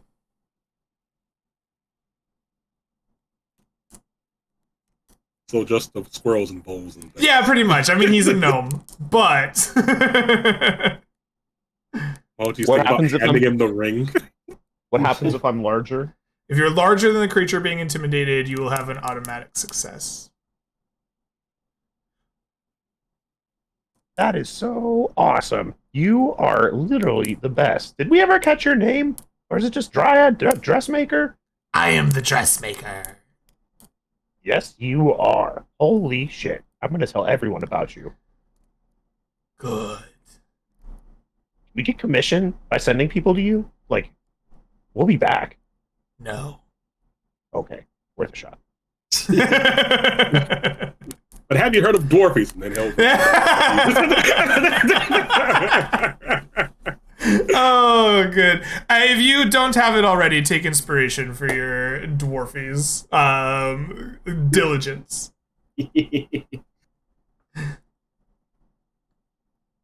All right. Eventually, you will leave the scarecrow behind, or not the scarecrow, the dressmaker behind. The dryad is what I was trying to say. Somehow, I said something completely different. Not even dryad. What the hell? Drider. There we go. It'll come. We'll get there. Yeah. We'll get there. And you continue on your journey. Eventually, you will find camp for the night in this deep, thick part of the forest. And as you do, you are trying out your dresses, enjoying the sleep that you've had here. But there is something amiss, something stalking you in the night. Our good lookout, Talise, this is your opportunity. As you and the party are sitting around your campfire, enjoying your new dresses, relaxing from your day, eating your fancy breads, an assassin stalks you in the night. They are going to try to surprise your party and start stabbing. You have a choice to make. You may take a wound equal to the character tier level you are. So if you're level 5, it will be 2 wounds. If you're level 4, it will be 1. That is the cutoff point that some of us are at. And you will describe to me how, at great personal cost, you managed to alert the party and prevent this surprise round. Otherwise, you and the party are surprised by this assassin. Will you take the wounds, or will you take the surprise round? I think I'm going to take the wound. All right. I think what happens is I am trying out my new dress, and I've faded completely into the darkness, and the assassin just comes up and, like, runs into me and trips over me and shoves me to the ground. Oh, excellent. There is a collision in the dark of the night as an assassin and Talise crush together. In the exchange, something sharp like pains you. Like there's something like a pinprick in the side of your torso, and you will take 1 wound or 2. And Are that's you level just the 4 die, or 5? right? It's just the die. Yes. I'm level 4, so... All right, perfect. So please reduce your maximum hit points by 7.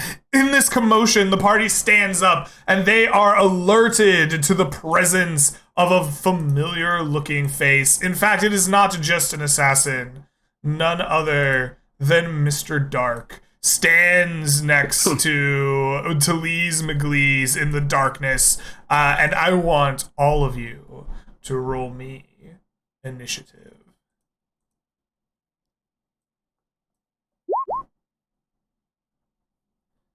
Oh yeah. There we Oh go. yeah. Oh yeah. I said mediocre. Can't get above a 12. I don't know why. Hey. Oh wait, that's not us. Boo. That is not you, unfortunately. So let me put this battle area kind of on stream here. As the music plays, the assassin will be the first to take their turn. There we go. The creature is going to pull out their twin short swords. As they've stumbled over Talise, do they even want to fight Talise? No. They go straight for Moji, says the dice. They rush over, and they will pull out twin short swords and stab at you. You are not surprised by this attack. Any reason it might get advantage? Nope. The first attack comes at you with an 11. It lunges forward, but you are too nimble. You turn away from the slice of the assassin's blade. The next attack comes at you also with an 11. He is unable to strike you down. Fizzle Spark, you are the next to react. Seeing this assassin amongst your midst, what do you do? I don't see myself in the turn order, but I think it's because you were switching pages when I picked it. But this is where I'm going, so it's all good. Interesting. Do they not see it? Oh, I have you in my turn order. Yeah, we don't see him on his, but it's fine. He can go. Are you there now? Nope. Hold on. Whoa, very Why don't I strange. roll initiative again, and then we could just manually change it? Is that Yeah, cool? why not? Yeah.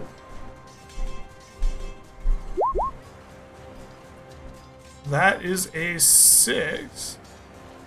Let's dump this version of you. You've changed it to a 20. Are you there now? Yep. Now I am. Okay, that was weird, but here we are. Problem Yes, solved. but we have fixed it. Fizzle Spark will pull from his pouch 3 fluffy marshmallows, and he will light them on fire as he casts Fizzle Spark's scintillating s'more. I'm going to take one of these marshmallows as I move and adjust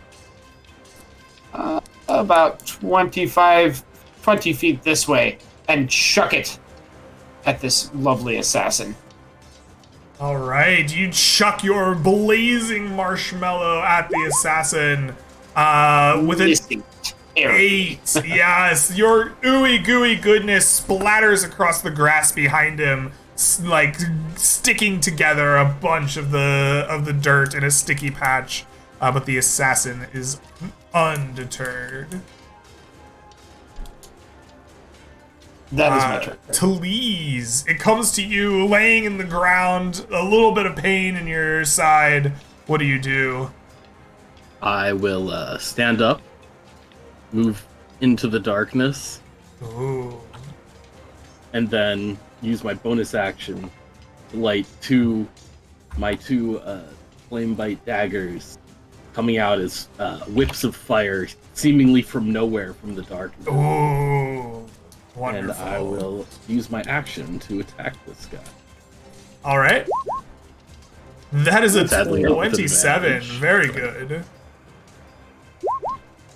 So it's just the left-hand side here. So 19 damage. 19 damage to the assassin. Your blade rips into his shoulder. He cries out briefly, "Ah!" He turns his head to stare at the darkness that he had stumbled into. That's the end of my turn. All right. Excellent. With that, it goes to Ernie. What will you do? I'm gonna be like, I remember you. You're ugly. And viciously mock him. All before right, continuing. you mock the assassin, calling him ugly. He will make a wisdom saving throw. And he is sufficiently mocked. He feels terrible about life, and he takes 3 more points of damage. With that awesome outcome, I'm gonna charge forward and I'm gonna use. This is really funny to think about. So I'm this gnome bard, right? But Yeah. at the end of the last mission, I got a ton of weird weapons, so I'm gonna start using them. I'm equipped with these, the face breakers. I'm gonna use one of the charges. It has +1 attack and damage for unarmed attacks, increase by 2d8. So I'm gonna punch this thing. All right, you use a charge. Your gloves like shine with magic as you go to throw a fist. 13? 13 is going to come up short. This assassin is able to like Unfortunate. duck out of the way of your fist in a quick flurry of black armor and flowing silver hair. And then I've got a little bit more movement. I'm gonna back away. All right, as you back away, you leave his threatened area. He'll make an attack at you with his short sword, but because of your vicious mockery, his next attack is at disadvantage. And so he rolls at disadvantage. He swipes at you as you move away, but is unable to connect. Goodness. Never gonna hit me. Never gonna take me down. All right, Emoji, That's Ernie's it turn. comes to your turn. What will you do? Moji wants to go Gigante, but he's like, I don't know if it's a good idea right now. And he will just attack at advantage because reckless. Reckless attacks. Ooh, you critically hit him. Oh my god. All right, let's do it. So that is, 43 points of damage. My god. You take a mighty swing. It cuts deep into his chest. You see blood flowing freely upon the ground. He is clearly on death's door. Okay, attack number 2. A 17? 17. He is going to nearly get hit, but his blade reaches in and parries away your attack at the last moment. I can hit one more time. Because We're gonna you do crit, yes. Yeah. 32. That hits. How do you, that's just a regular attack, That's a not crit, the. actually, because I hit twice. No, I didn't hit the second time. Never mind. Yeah, I did a regular attack because I didn't want to miss. So that'll be 16 damage. All right, that is 16 damage. That brings him all the way. 16? That brings him all the way to 2 hit points. Fudge! No! With that, the assassin will go. He is bleeding. He is falling over himself. He will make 2 attacks against you. He has advantage. He does. He has All advantage. right. His first attack will be a 21, That is which a will hit you. And he takes 2d8 thunder damage. Oh my god, he will. Yeah. Damn it. No. There's no other that you cannot survive, sir. You have He to die. cannot survive. He goes down. Your electrical current from the armor just races through his body. He falls and dies. But before he does, you, sir, are going to take from me some damage. So you're going to take the damage from the short sword attack, which is 9 piercing plus 22 poison, with a con save to negate half of it. Don't take that because I took a periaptive poison at the very beginning of this session. Oh, very good. You will take 9 points of piercing damage. But you will also take from me sneak attack damage of 29 additional Thank God for points. periaptive. What the heck? All right, so that's 14 plus 4. So 18 total. All right, excellent. And with that, the assassin falls, electrocuted, dead, and Mr. Dark plagues you no more. Oh, just like that was easy. It kind of hurt. Good thing we were here for the one knee. Say again? It's a good thing we were here for the fight, or you wouldn't have survived. True. Moji needed all of the help he got there. Holy Here, take this, and I will pull out some chocolate and some graham crackers, smush one of the fiery marshmallows in, put it out, and hand one to you. And I think I'm handing one over to Talise, as she has that nice little wound. And you guys will get temporary hit points equal to my spellcasting modifier, which is 3. Okay. As Cool. if you consume the s'mores. I consume it. Nom nom. Ernie looks over to Fizzle Spark. Is it because I owe you money? I only had so many. I'm so sorry. Maybe something that's not that bread or almonds. God. I have some almonds for you, Ernie, if you want. I don't And I like can almond give bread. Almond bread. Moji will check the body over. Pick up the 2 swords. Do they look like they're magical? They do not look magical. They do gleam of poison as if they have been coated in a fine poison. Like an oil of some sort. Yeah, he'll check the body and see if there's like more poison vials on him. Mm-hmm. Hopefully All right. he can. These things are nuts. Excellent. You check over the body. He has 2 short swords and a light crossbow with an accompaniment of bolts. He has studded leather armor. He also has on him a vial of a contact poison.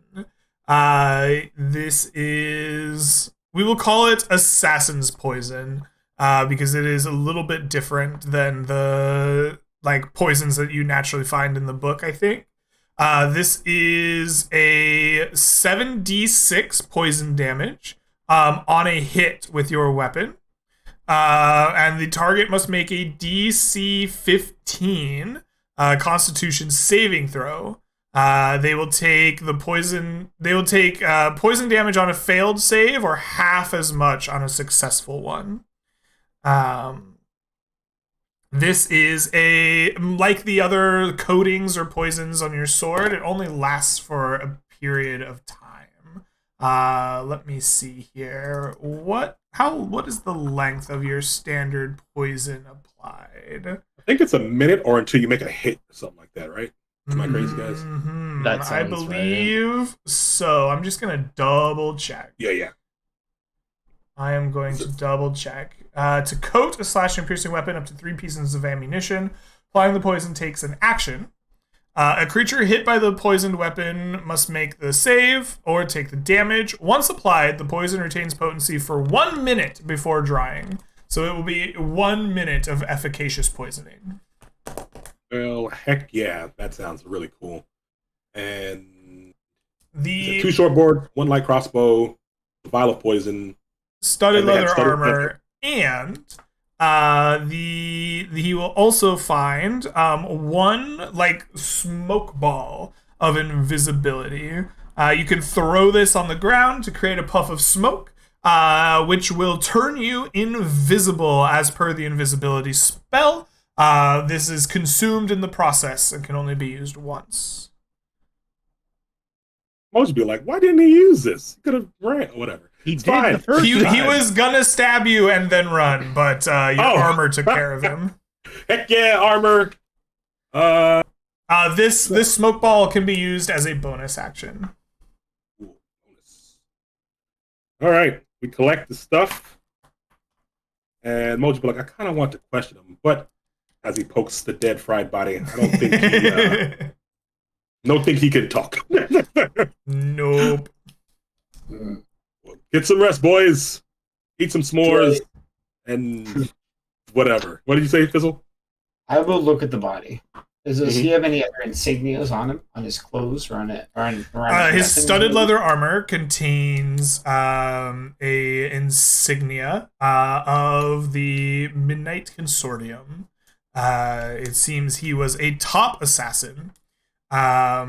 He also has a contract essentially that has been stamped with the similar seal of Lord Tyr. What is happening? Moji, we would know what was happening if you let us read the damn scroll. No. You're very stubborn. Also, you kill things quickly, so I find you useful. Thank you. Moji stands proud of that. Hands on his hips. Greg, before we go to sleep, I'm going to ritually cast Alarm all over the camp, because All I don't right. want anything else sneaking up on this camp. Very good. The night passes mostly peacefully, but your alarms go off at some point when a squirrel walks up to you and is like, "Got any more nuts?" But other than that, your night passes uneventfully. Wait, you mind if I take those crossbow bolts? They are yours. How many? 20? Or There is a full quiver, which I believe is 20 crossbow bolts. Yes. Yep.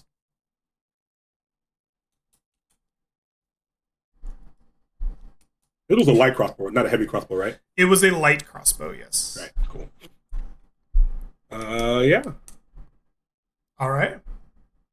You pack up the next morning, and you will continue on your way. Yes. If possible, I would like to have a scene with Ernie when we wake up in the morning, but Sure. also, we've been playing for a couple hours, and I really need to use the Oh, we have been playing for a Anyway. couple hours. Yeah, why don't we take a quick break to allow people to run and use the restroom and stuff? That is a great time for it. We will go to a break screen, And we will be back in about 5 or 10 minutes. Hope to see you all very soon. Bye.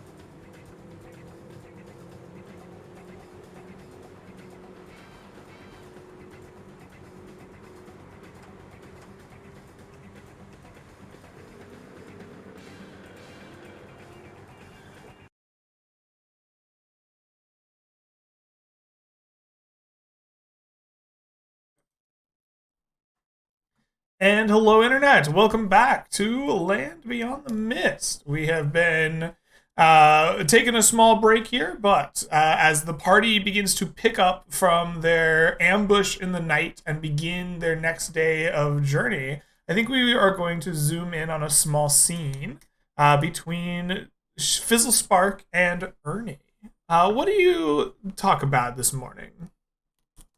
I think as Fizzle Spark is learning his spells for the day and changing things out, he's like, well, hopefully there are no other assassins out there, but if they're out there and waiting, we'll just draw them in and make the end of it. Moji's awake, we should be fine. He'll pull out his book that sings Take On Me continuously. The moment is open. Say a little bit of mood music, and I'll go ahead and pop it open, throw it in front of me, and start diligently working up my spells. You pop open. That is not Taylor the Swift. Turn it off. And I cast silence on the book. All right, you silence the book as it is attempting to sing Aha's Take On Me. It is now just a flapping book going.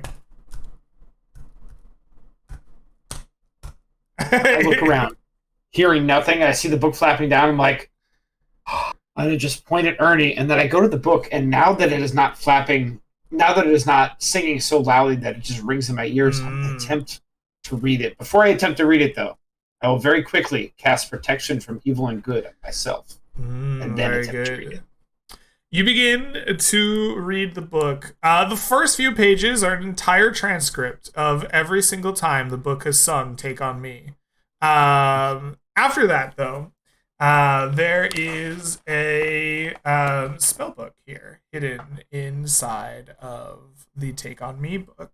It is not usable in this current state, as the concentration required to cast arcane spells and to read them is taken away by the flapping of the book as it tries to sing its song. But you recognize a few spells in here, as well as some that you do not know. Ooh.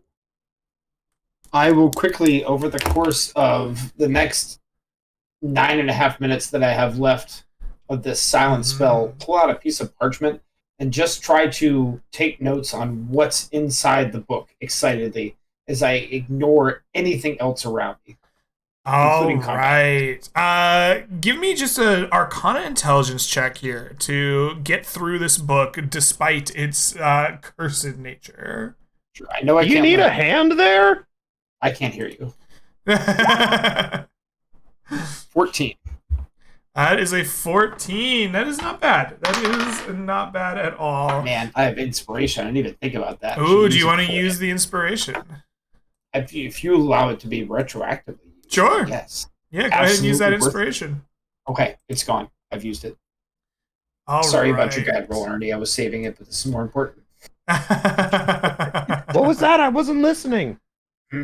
You can't hear me anyways. Go ahead. 20. A 20. There we go. Very good. So, give me just a second to pull up my notes on the book. I probably should have had these. Probably should have had these just prepared. No worries. If you want to Discord message me what the spells are later, that's totally fine. Because I know there's no way I'm going to be able to learn them today. Unless you want to this will be read them out for fine. chat. This will be fine. So this is a generalist's book. Wizard level 5. All right, you are able with a 20 to learn all to get the names of all the spells here. Do you want me to just list them for you? We have Alarm, Burning Hands, Charm Person, Chromatic Orb, Color Spray, Comprehend Languages, and Detect Magic as first level spells. As second level spells, you have Alter Self, Arcane Lock, Blindness, Deafness, Blur, and Cloud of Daggers. Your level 3 spells are Animate Dead, Bestow Curse, Blink, Clairvoyance, and Counterspell. Oh, That's the big Animate one. Dead, Bestow Curse, Blink, Clairvoyance, and Counterspell. Mm-hmm.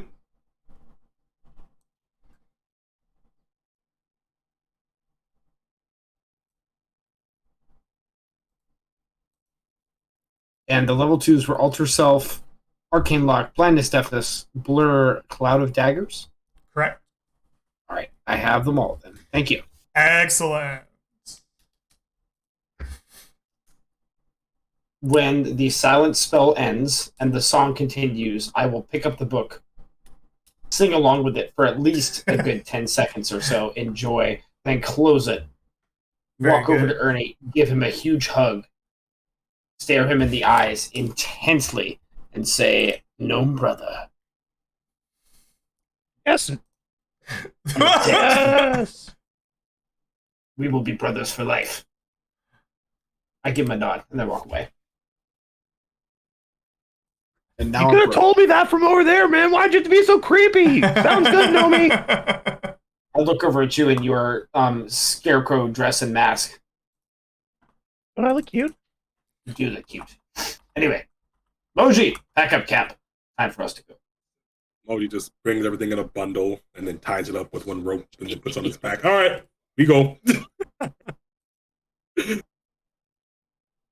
All right, you get yourselves all together. How's Fern's body, by the way? Is it like just Probably smells. Like It smells real ripe. It's been 3 or 4 days. It hasn't been prepared at all. Yeah. Like it's like warm to the touch in an awful way. Like there's definitely something going on chemically in there. is his face still recognizable or unrecognizable, as it were, because he's very nondescript? I think his face is okay, but it's a gross thing for sure. That's pretty gross. Okay. Yeah. Yeah, I mean, originally I was away from the party scouting ahead to try to keep us safe. Now I just want to be away from that thing. And you said the armor that he's wearing was identifiable, correct? Fern. Like that's like a insignia? Fern's armor bears no marking on it. Darn It's it. just simple leather armor. All right, but Mr. Dark's armor is kind of identifier. Mr. Dark's armor is clearly that of the Midnight Consortiums. Well, we'll bring his because his can be identified at Shallow Rest. But I'm still carrying Fern's body, I guess. All right, let's go. All right, let's go. That will bring us to the travel day once more. We haven't really looked at our guide at all. So on this day, let's zoom in on Ernie. Ernie, you're responsible for making sure that the party is not overly burdened by the difficulties of the travel. As the guide, is your role to prevent that. Go ahead and. Oh, do you need a break? No, I just had my Okay. kid running. We're good. Please describe for us your efforts to stave off the labors of the journey for you and your party. Obviously, singing along to Taylor the Swift. Clearly, the best way to keep us busy, occupied. Sorry, is that me? That's the guide's journey, right? Or no? Yep. Am I supposed to be? Okay, yeah. I've traveled to many a concert. This is not my first road trip that I've been on with people. Talise already knows some of the words from the last time we were walking last. Would you say Although- that it helps us move swiftly? It does. It's me. All I'm the right. problem. It's me. So I'm gonna go be ahead and using- give us a performance charisma check for Excellent. your excellent Taylor Swift or Taylor the Swift impression. Oh, yeah, it's real know good. most of the lyrics. He knows most of the lyrics, but not all of them. He makes some of them up, but they're good improvisations. Don't make a difference.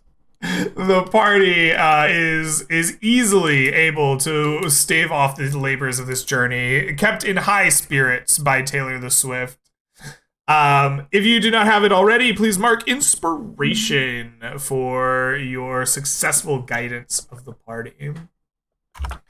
As you march along this day through the forest, you are going to find yourselves ambushed once more.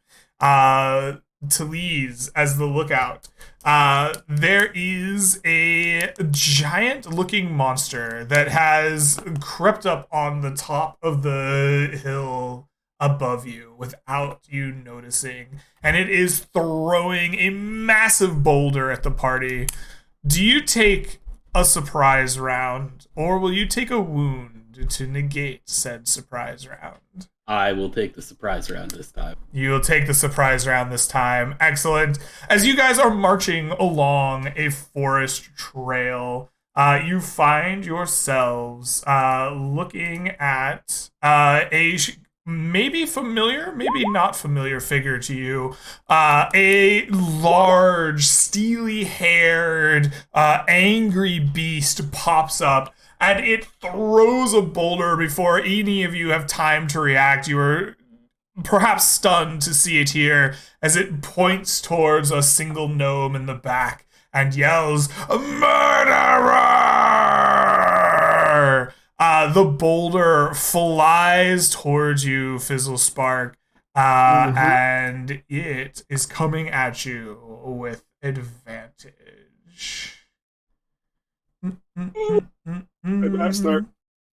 If I can find this man's. There we are.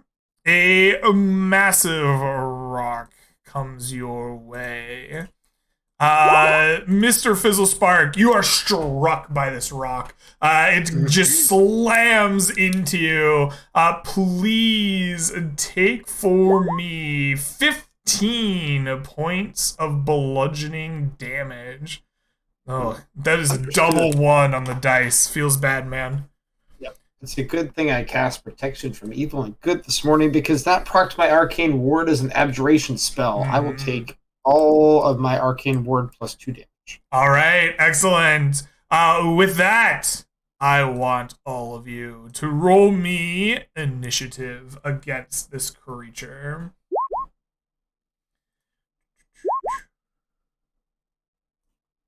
Oh, just like what is happening? What is up today? This whole day has been so weird. And I think, Alrighty. Click my token first. Don't forget. Don't forget. Don't forget. With that, it looks like the Corrid is the first to go. Emoji just rolled in. Still the first to go. Dude, your initiative rolls have been crazy today, Greg. I want you to know. Something's got to be crazy today. All right. With that, the combat is afoot. He reaches down, picks up another great boulder. He looks right at Fizzle Spark. Murderer! And throws another stone your way. With a mighty heft, the rock comes flying. With a 13, I don't believe that will hit you. Let's see here. 13 is my armor class, but a flash of arcane magic flies up as it deflects the rock over top of me. I will cast shield. All right, you will cast shield. You are not within 50 feet, but Moji is. And this thing rips out a piece of its steel-like hair, whispers some arcane words, and will throw this hair at Moji in an attempt to restrain you. Go ahead and make me a DC 13 dexterity saving throw, or become grappled and restrained by the Corrid's hair. I have the what was it, danger sense. Does this apply to that? Probably. Yeah, we'll give you advantage on this. Okay. You can see him pulling his hair out and throwing it at you, right? So, like, I think it works. All right. You gotta go to the map. Thank you. Chat can't see the map. Sorry, chat. Suck it, chat. Anywho. You throw yourself Love you, against chat. the ground, dodging the steel-like hair as the creature roars its displeasure in front of you. Fizzle Spark, you just barely deflected a large boulder away from you. What do you do? Yell I probably have this one coming, boys, but let's take him out. And I will cast Mirror Image. All right, excellent. Now 4 now- more gnomes stand in your place. I will go ahead and take care of that on my token. I will move away from the party just slightly. Over here by this tree. Okay. And Excellent. we'll see what this cord does. That is my entire turn. That is your entire turn. Excellent. Talise, you're the next to move as Fizzle Spark makes more of him and tries to hide in a tree. All right. Question, Greg. Yes. How far can I toss these seeds I have? Ooh, good question. You're trying to make the trees and bushes grow? Yeah. I think... Let me find a improvised thrown weapon. We'll see what the range is on that. Probably like 2040 or 2060. Improvised weapon. ¿Dónde estás? Oh, we could just use a dart. Let's use a dart. That makes a lot of sense. A dart has range 20/60, so I'll give you 20/60. Okay, improvised weapons are the same. Yeah, perfect. So that makes sense. All right. I will go ahead and toss them at the trees up here near the Corrid. Looks like there might be like a tree like here on the edge of the map, a tree like here. Okay. And a tree over here. All right, 3 awakened trees. We love that. Your seeds fly out of your hand, take root, and they begin to move and react as the awakened trees are here, and here. Excellent. Do you need the awakened tree stat block? Yeah. All right, I will make that available to you. Do we roll them into initiative or they act on my turn? They will act on your turn. All right. I'll use my bonus action to light my daggers. Okay. And I guess we'll make some awakened tree. Yeah, I'm seeing. Do they have movement? They should, yep. Let's see here. I They think I have might be only speed seeing- 20 feet. Okay, gotcha. I don't know why it is only showing me. I think you need to give me control over the trees. Yeah. If you give him control over the token, he'll be able to use the stat block. I understand. Okay.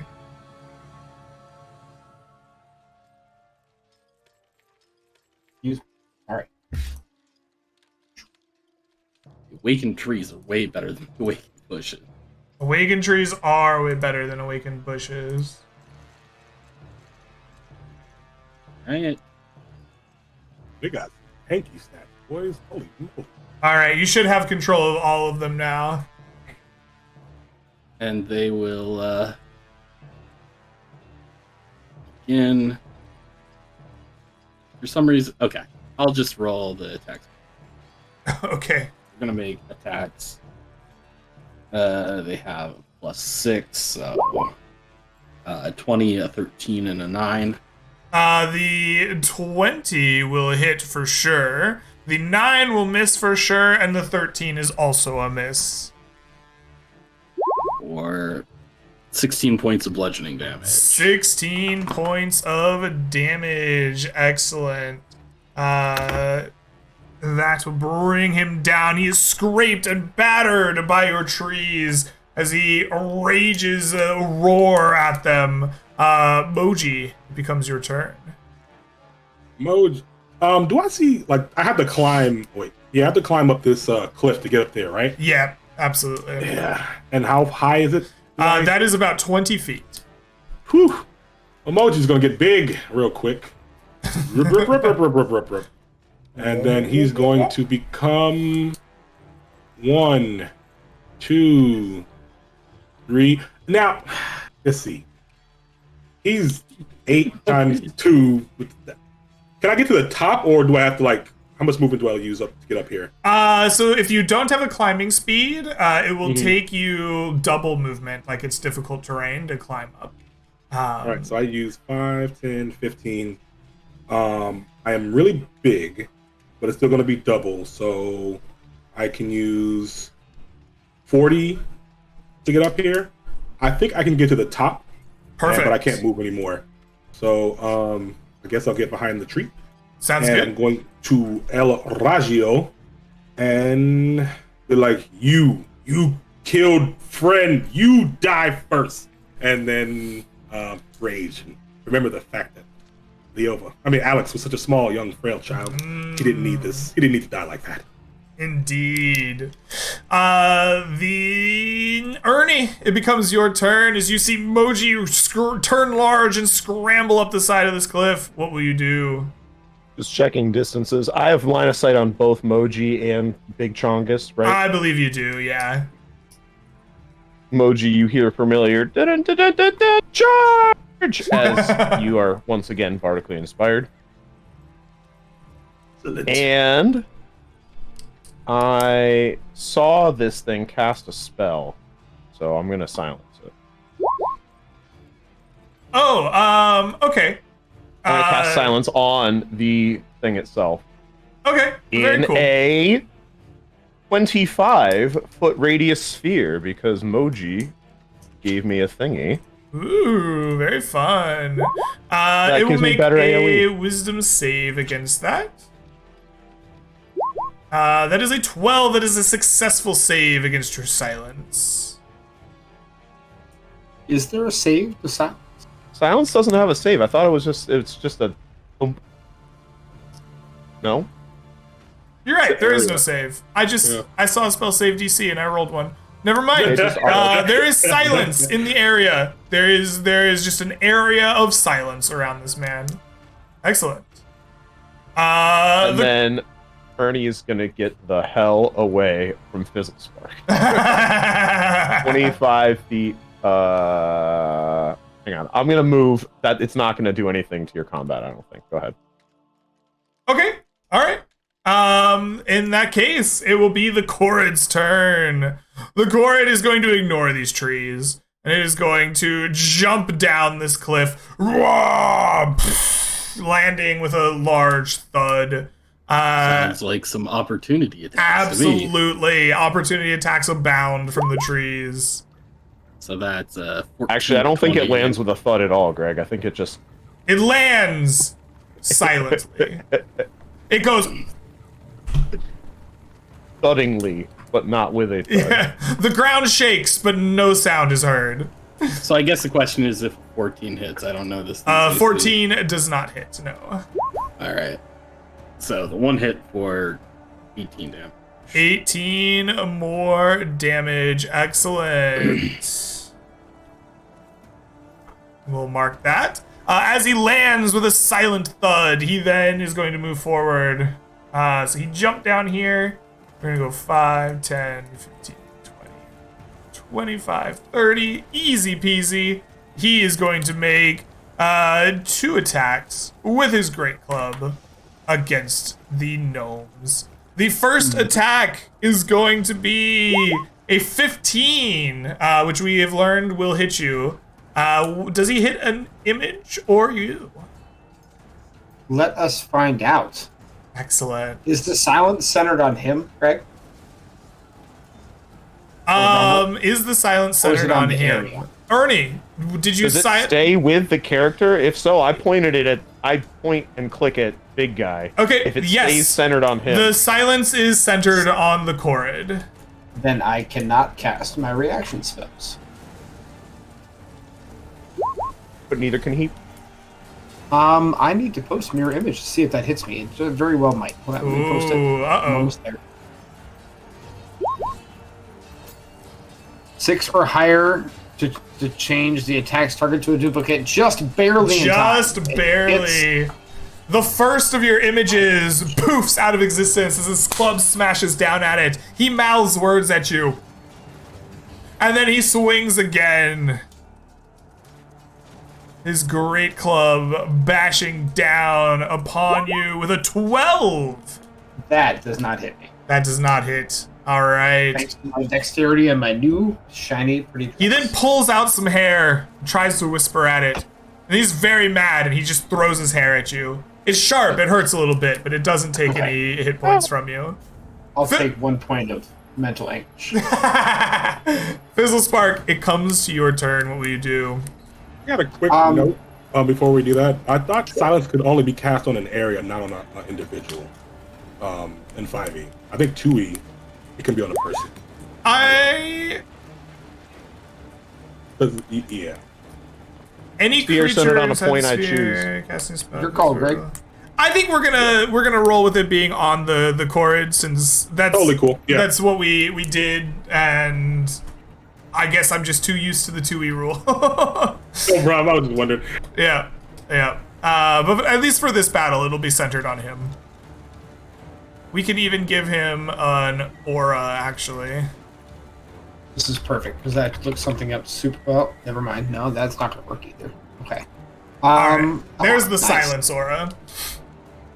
Good. Well, I'm going to maneuver around the Korid to this position here, not leaving his threatening area. I can cast no spells. All of my spells have a verbal component. However, I will, with a bonus action, activate my sensor, giving me an aura of bless and an extra d4 radiant damage. Actually, I lied. That is my action. So that's my action for this turn. All And if right. you'd like, I can give myself that aura, or you. Yeah, can do go it. ahead and give yourself the aura, and I'll change the color of his aura so we don't, like, overlap. His aura is gonna be this, like, light teal.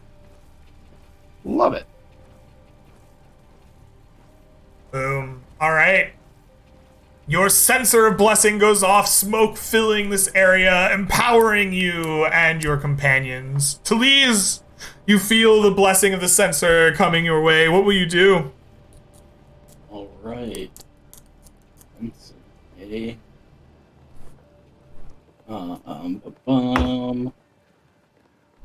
Yes.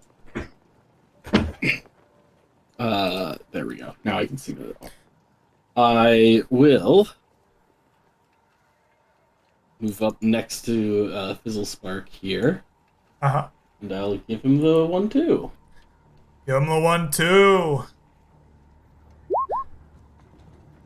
Righty. You activate them before walking in, I presume, and then you give the attack that 24 will hit. I activated them last turn, but yeah. You activated them last turn. I totally forgot. Excellent.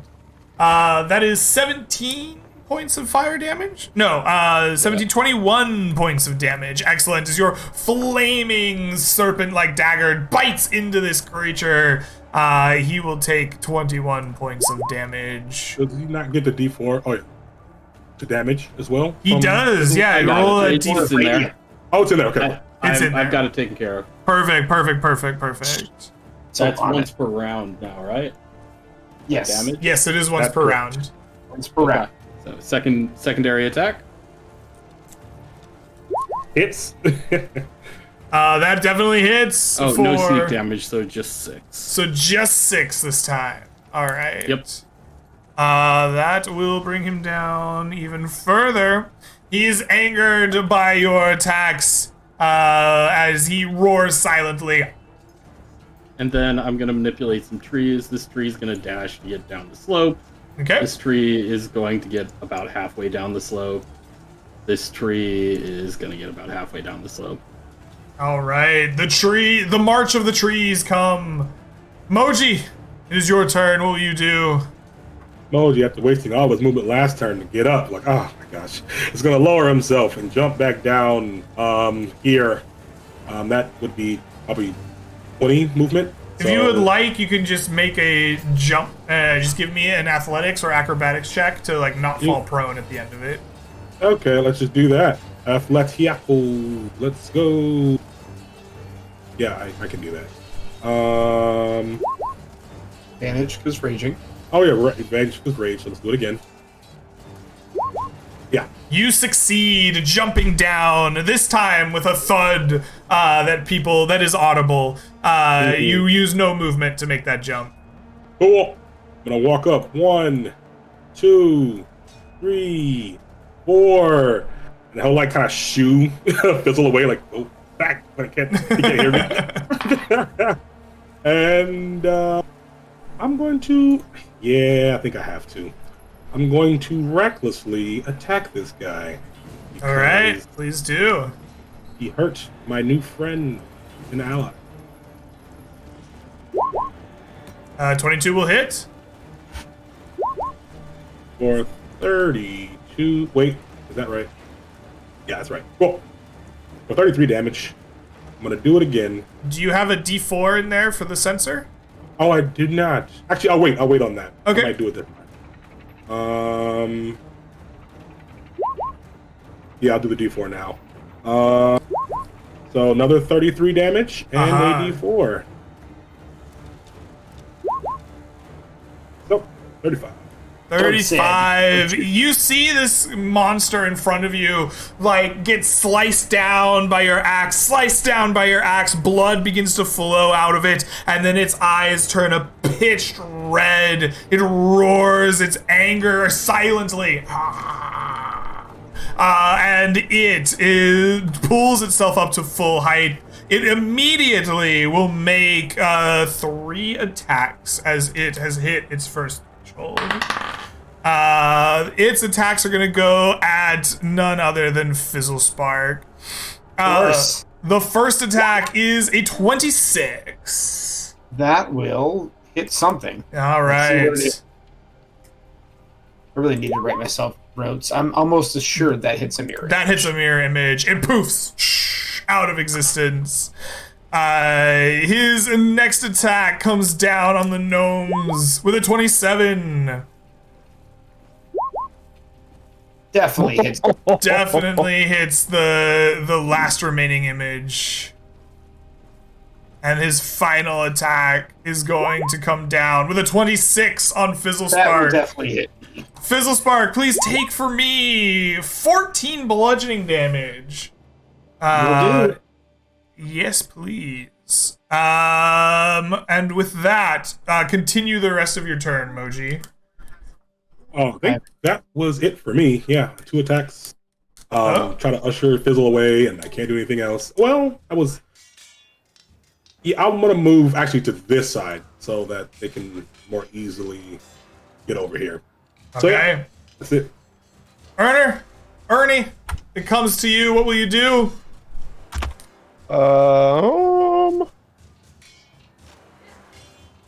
One moment, I forget what weapons I have in the event of being quiet. Alright, I'm not running in there. I'm gonna cast Healing Word at 2nd level on our boy Fizzle Spark, my Nomi. Alright. 8 health back, please. Done. I'm gonna just say it works this time, but we should figure out if he needs to hear the healing word or not. Ooh. I need to be able to see him. Okay. I'm gonna let it go this time, but we should figure that out. Fair point.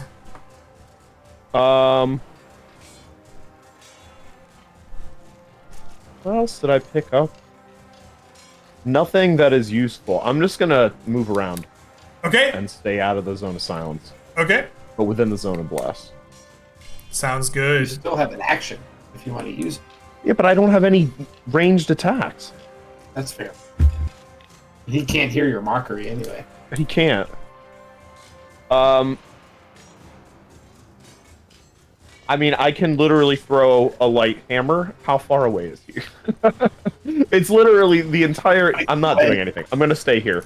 The healing word was important. All Got right. health back. That'll be it. With that, it is the King Korid's turn. He takes his great club and he smashes it down 3 times. We know who his target is. We know. The first attack is a 28 on Fizzle Spark. Please take I for me cannot avoid that. 22 bludgeoning damage. I am down. You are down. The creature screams. You can't hear a thing he says or does. He then turns his second and third attack on Moji. The first attack is a 14. I don't think that's going to hit you. This is Yes, the second attack is a 19. it's All right, please take for me 18 points of bludgeoning damage. got it.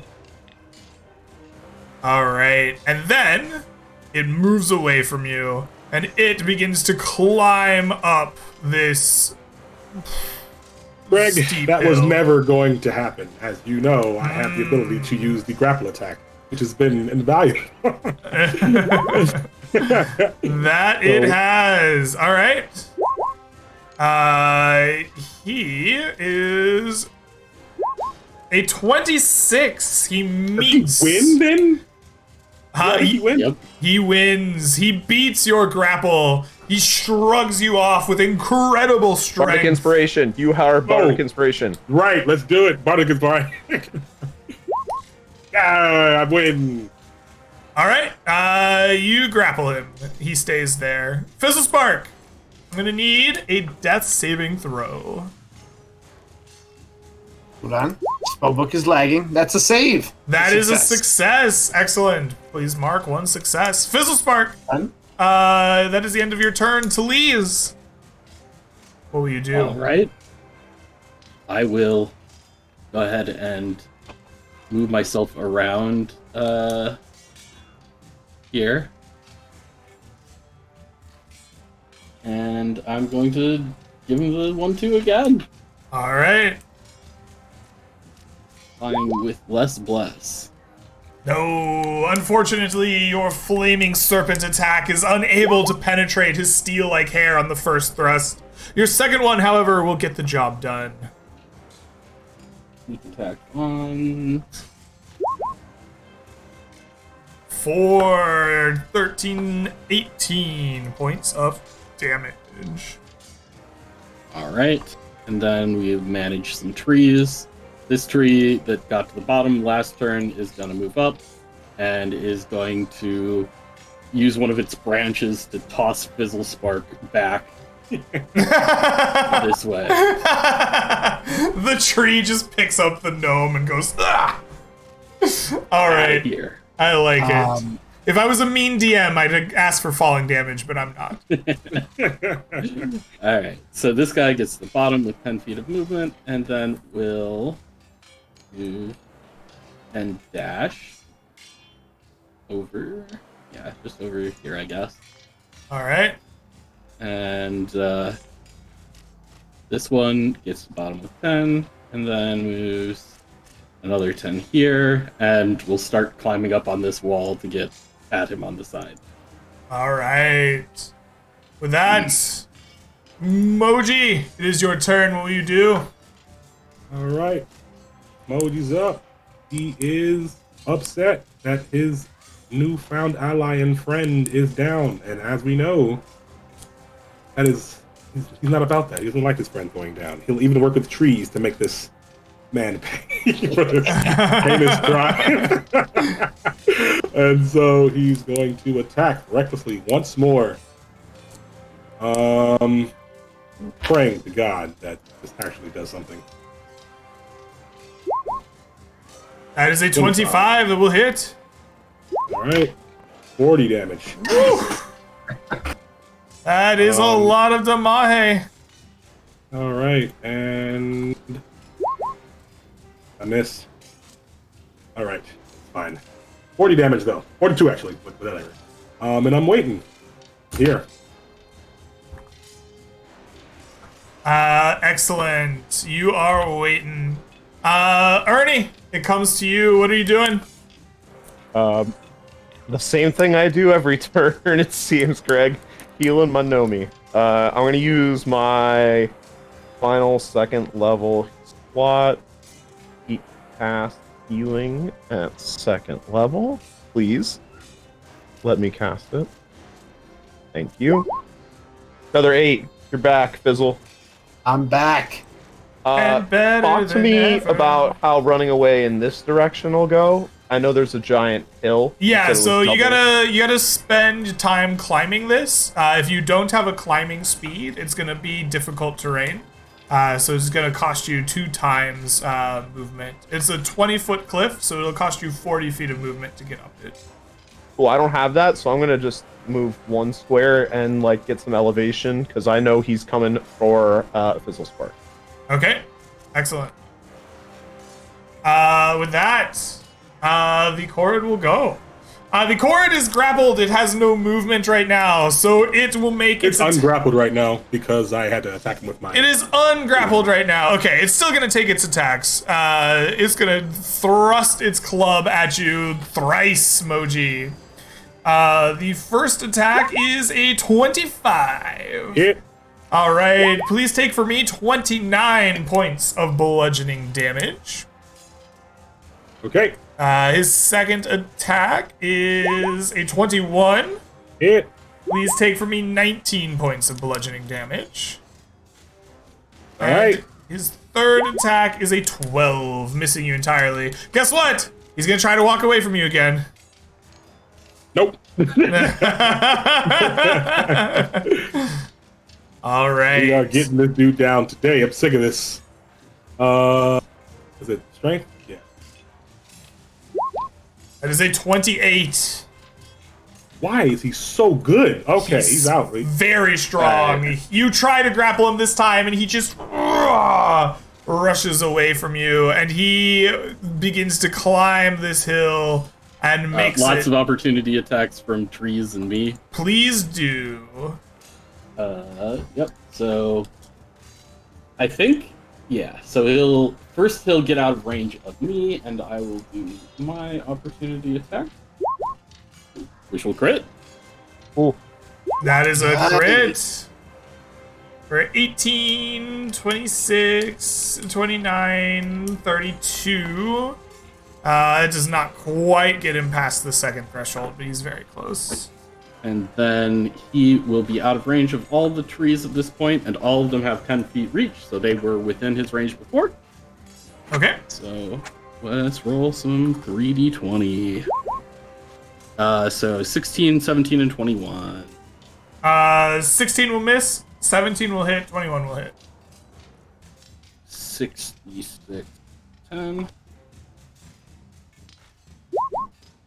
37 more damage. All right, so you would have been hit like moving away from this tree. That will spark his second threshold. He's going to make 4 attacks by ripping up stones from the ground and throwing them. His attacks are going to go at. The first one's going to go at Moji. That is a 10. He misses. The second attack is going to go at Talise. With a 17. I don't think that hits you. It would if Ooh. were not out of the silence area and able to shield. Okay. Excellent. Very good. You shield that spell coming out, knocking away the rock. The next one, it's gonna go towards our gnome friend Fizzle Spark. The boulder just gets caught in one of the little square parts of the shield for a second before falling off. Hey, Greg. Yeah. I've been healed, but I haven't went, so I'm prone on the ground. Does that mean his range attack has disadvantage? Sure does. That's a 12. This is... All right, and his last attack is gonna go to Moji.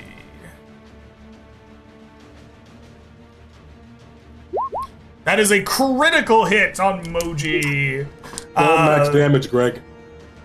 The attack is going to hit you for 27 points of bludgeoning damage. No, Greg, it's more. It's the maximum damage you can do. Oh, right. From the crit amulet. Okay. So that's 3d8 plus 3d8 plus 6. So 8, 16, 24, 48, 54 points of damage. So I will take, 27. Ooh, okay. With that, the Chord is going to finish its... that ends his interrupt, and he finishes his turn by making it to the top of the hill, walking away from you all. Fizzle Spark, a boulder landed right next to you, but you're safe. What do you do? How, beat up does this Chord King look? You've passed 2 thresholds from him. I think this is the most you've seen on the miss. Will we consider this bloodied?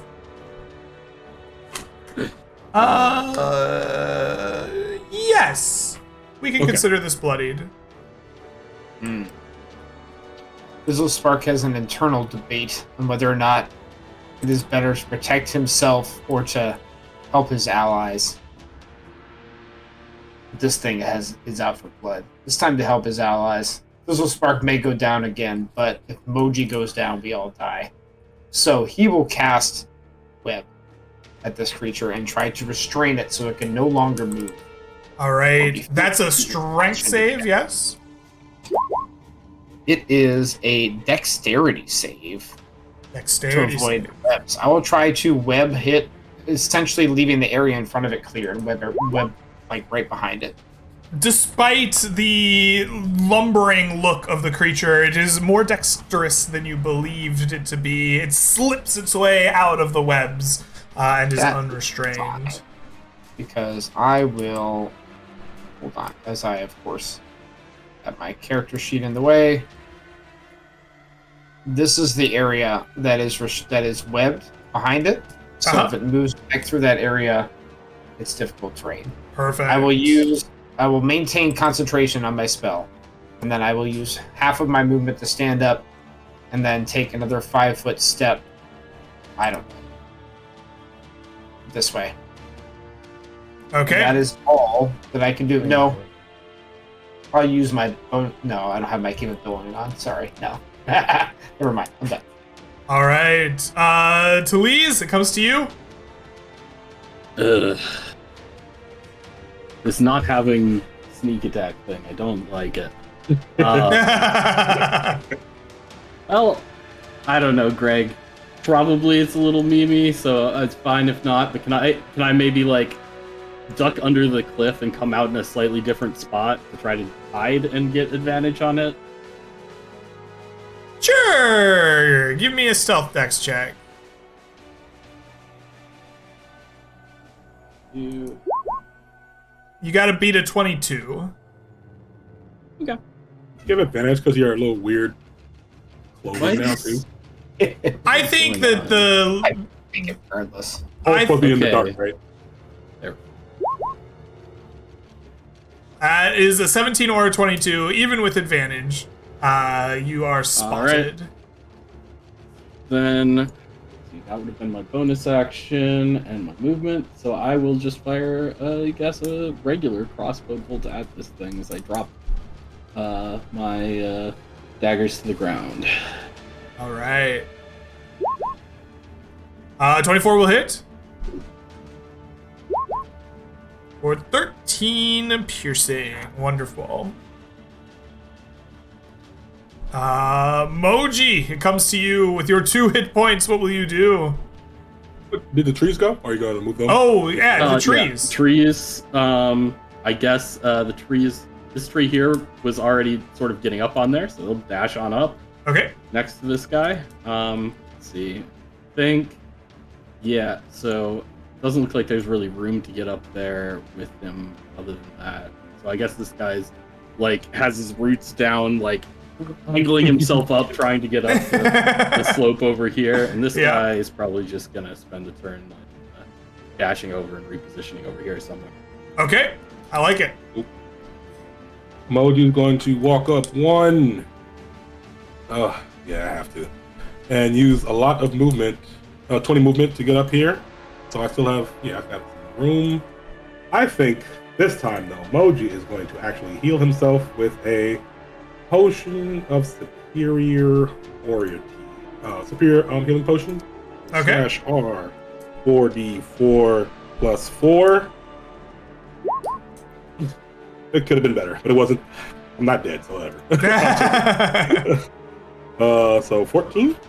All right. And I'm going to position myself and wait for him to do anything. And then my turn there. Is superior the 66 plus 6 one?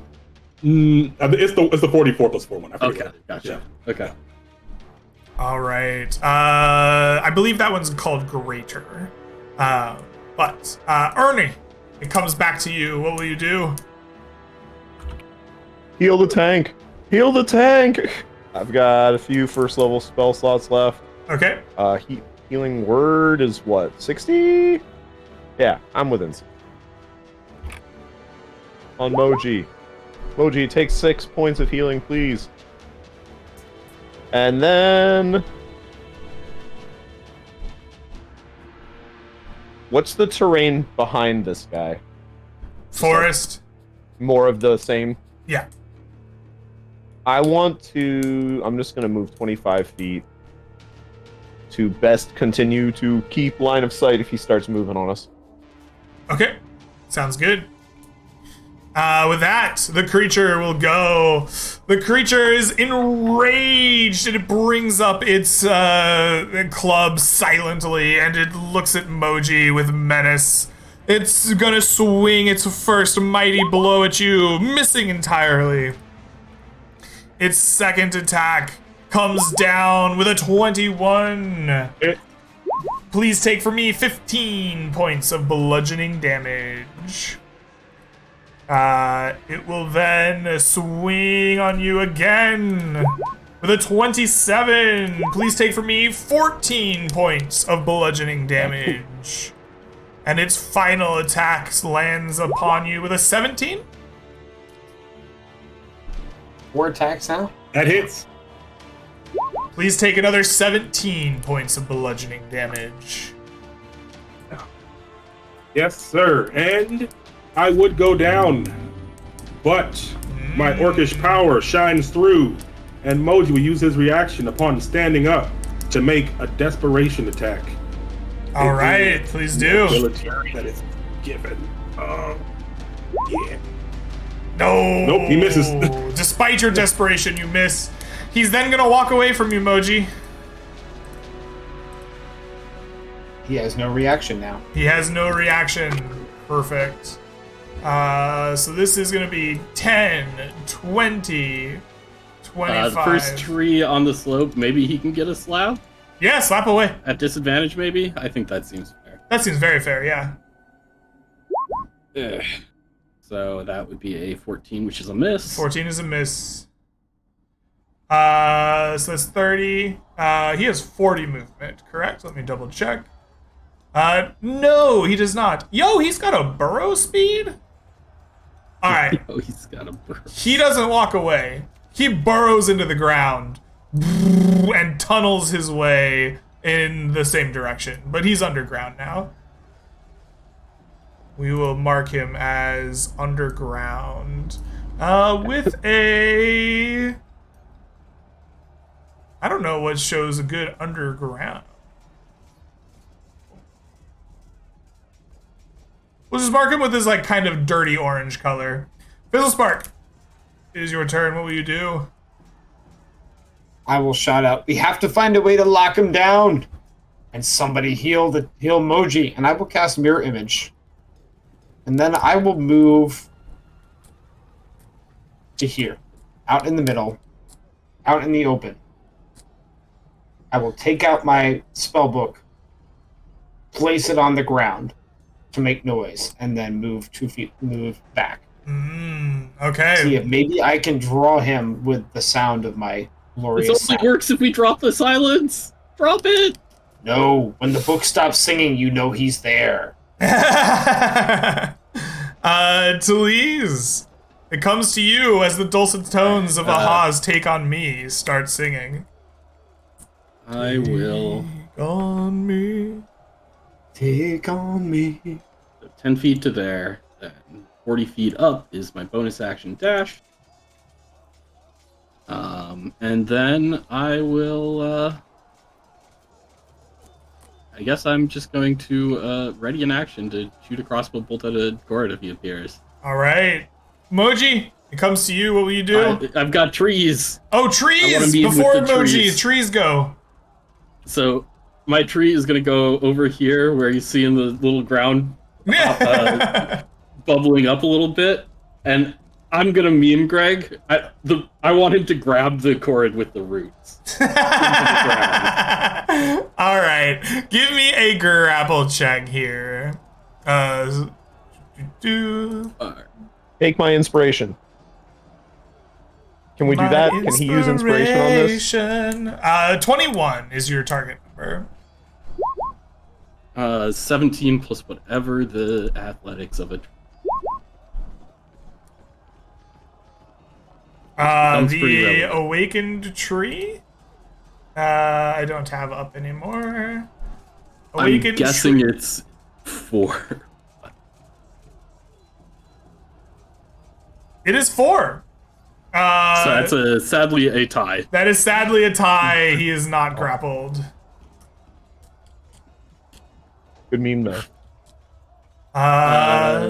Anything else from your trees? Climbing up. With dash. This tree is finishing climbing up. And done. All right, Moji, it comes to you. What do you do?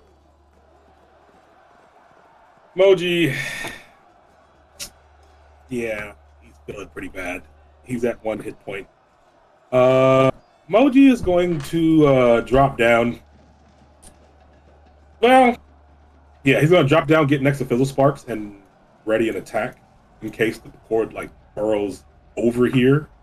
Okay. Try to be a last defense before he hits him. Okay.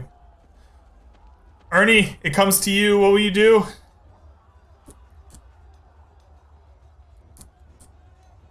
It's a really good idea, Fizzle Spark. This might be the last you guys see of me. Wish me luck.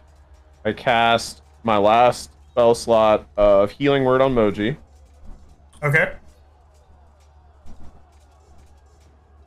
Did it? Roll 20. Hello? Hello. Roll 20. Hey, there it is. Hey. And then I'm just going to start running. Okay. And screaming, in hopes that at some point I'm going to go quiet and it'll let them know that the thing's nearby. Okay. I'm going to continue doing this until the thing arrives. Okay. With that, the cord will go. It will double move, burrowing through the ground and disappearing. You wait for tense moments. Ernie screaming, the book hitting the climax of the song. Take me on. And eventually, you realize that the creature has gotten away.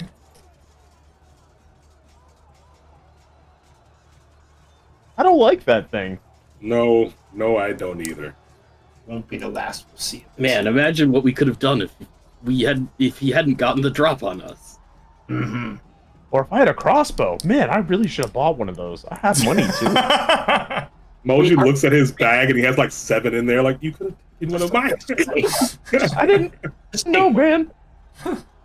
You want one? I got light and I got heavy. At this point. Okay. Let's carry on, my wayward sons. Mm-hmm. I shot one of my babies. I need to see if I can retrieve it. No, your baby has splintered into a lot of pieces. It's in bad shape.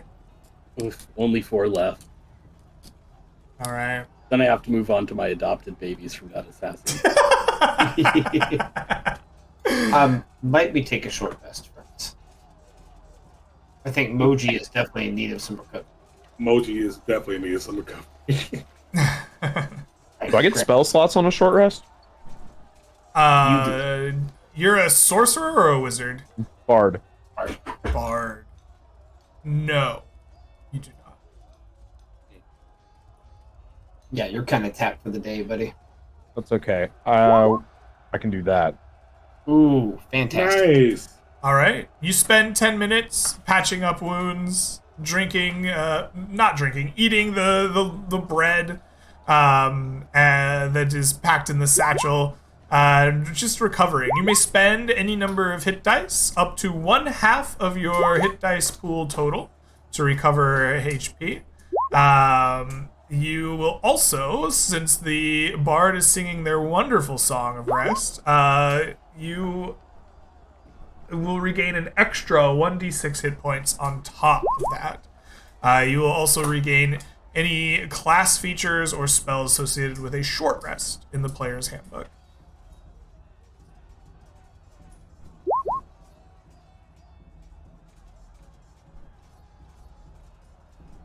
Moji looks at the emblem of life bane. It's like, why couldn't I crit?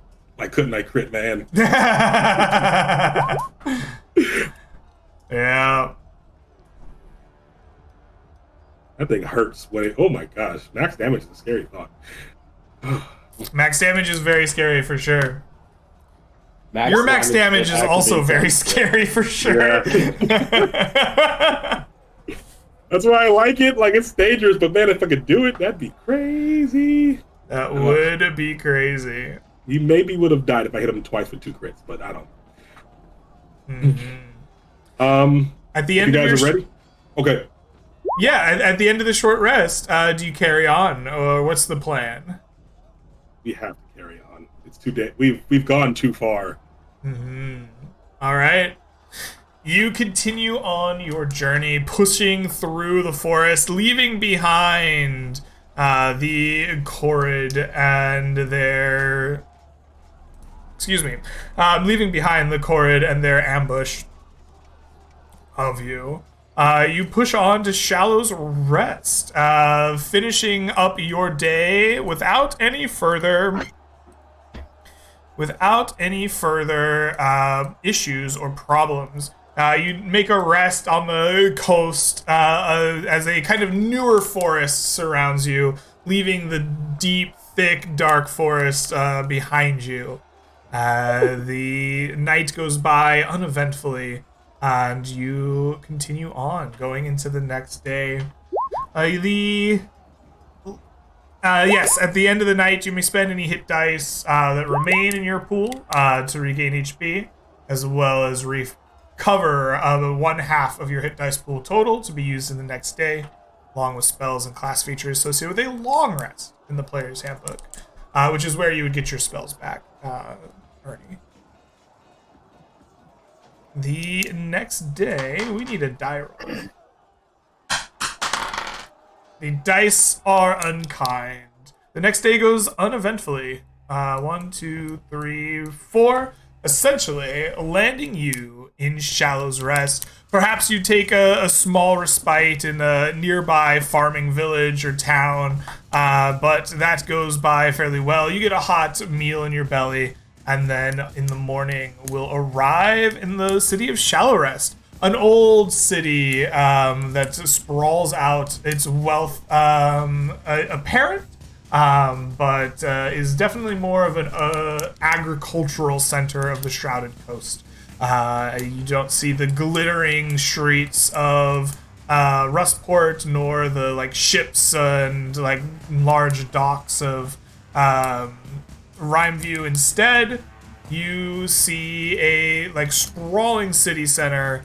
And the many fields and farms that feed it and surround it, kind of stretching out. There's a castle in the center that is grand and stands above the rest of the city itself. While most of the city is fairly flat, the castle is a moat. It's Bailey, I think it's called, yes. is high and towering. Moji, you are recognized in the streets as you enter Shallow Rest. At first, it is a little bit confusing why, but eventually you come across a large poster of you in the town square, holding up the armor work of your vendor patron with a big thumbs up. You are now the advertisement of oh my god, I can't remember his name right now. Dwarfies, thank you. You are now the advertisement campaign for Dwarfies Arms and Armaments. Excellent. Yes. And people recognize you as you walk in. You are not troubled by the guards despite carrying a dead body around. And you are welcomed in to Shallow Rest, stinking and all. All right. I will immediately go to the queen and I'll go to the front of the castle and be like, we need to speak to the queen about urgent matters. And Listen, I really need to go get this thigh gash looked at, okay? Like, you do what you need to do, but we do it after Queen. Queen more important. No, my thigh gash is more important. Do you see this? It hasn't stopped bleeding for 3 days. Oh, okay, that looks bad. Anyway, Queen we go, and he'll pick up Talise and go to Queen. Talise gets carried next to the dead body on Moji's back. It's quite awful. Smells bad. I see a picture of my future if I don't get this look. You request an audience with the queen. It actually takes you some time to get it. You are recognized amongst the castle as the helper of the queen, as somebody who has done good work for Shallow Rest in the past. And they will grant you that audience, but you are asked to wait for a good couple of hours in the castle's kind of foyer. Snacks are brought, like honeyed pieces of bread and some small fruits. Perhaps the best tasting things you've had since feasting on all of this old lembas bread in the satchel the entire way. Can I get a healer or a medic or something? They look at your leg and they're like, yes, I'm sure we can send for the doctor. And a good hour later, a surgeon comes in with the full gown and carrying a box of saws and things next to them. They're like, well, what do we have here? And begins to inspect your leg. He notes that it does not look like amputation is necessary with a dejected sigh. You will begin to treat your wound. When you rest here, a long rest in this location will give you a full recovery, including your wounds. After the doctor leaves and the queen is ready, you are ushered into a kind of meeting room where the queen sits at a grand desk that is familiar. Seemingly working on some paperwork, but glances up and smiles briefly at you all for coming in before scrunching up her nose and going, what is that? Moji is sorry, but it seemed of great importance to bring out the dead body. Show her in the face. Pick it up and just... You slap a decaying corpse on the queen's desk. She goes, oh god, what the... Is that Fern? Yeah, Fern, guy. Press digitation to make him smell like flowers for 6 seconds, but that's all. Yes. The queen says, that is a good idea. She cracks her knuckles and catches some words, and then the corpse smells of spices and cinnamons and essentially potpourri in front of you for the duration of the meeting. Oh, that's nice. Yeah, a handy spell you pick up from time to time. Moji wishes he had this spell. Anywho, Moji will look to his party, but we were tasked with bringing young Fern here, but it seems as though an assassin got to him in the night. Weird assassin out of the shadows stabbed him, and he'll hand her the sealed the sealed scroll that has her emblem or whatever on it, and be like, I figured it's best to have you look at this. Maybe you know what's going on. Do you know what this is? She takes it from you. She says, "No, but he used my insignia to seal it, so it must be for me." She cracks open the wax and like dumps the scroll out, and a neat rolled piece of parchment lands in her hands. As she unrolls it, you can see the steady flowing handwritten letter that she begins to read to herself. She nods along for a moment and says, "Dire news indeed. It is unfortunate that he was assassinated for his work. How long has he been dead?" About, 4 days, guys? 5? How long was Talise complaining about that wound for? About that long. Yeah, true. Very true. And also, he'll bring out this armor from that Mr. Dark, and he'll say, Mr. Dark is the one who did it. Moji took care of him, though. Good. It is always a good thing to bring vengeance upon those that would harm us and our associates. Good. And last but not least, do you know of this house? And he'll repeat the house of the name that he was told, but totally forgot. Indeed, it is spelled out here in the letter. Oh, yes. Rest assured, they will be dealt with swiftly. If you need Moji to do it, Moji will do it. If you would like to accompany my knights, I think you have earned the opportunity to slaughter the House of Tyr. Yeah. You guys down? Want to kill a Tyr? Always down for a slaughter. Good. All right, good. We leave at dawn. Yay. I will have you escorted to the barracks. And you shall report to my head knight, Sir Gawain. Sir Gawain. She says, I suppose it is only right that I make sure that you are rewarded for your efforts in the name of House Duskgrin. And she looks over the dead body. She says, I think we can bring back Fern to serve us again. He smells rather ripe, but if it's only been 4 or 5 days, I believe our clerics can work a number on him. Yes. And she begins to pull out coins. And she counts out an additional 100 gold pieces for you. And then she says, this should suffice for the job you've done. And for bringing back my man in mostly one piece, she counts out an additional 50 gold pieces. Moji will look at his squad like, told you should have brought him. All right. All right. All As right. a baby gnaws on my thumb. Yeah.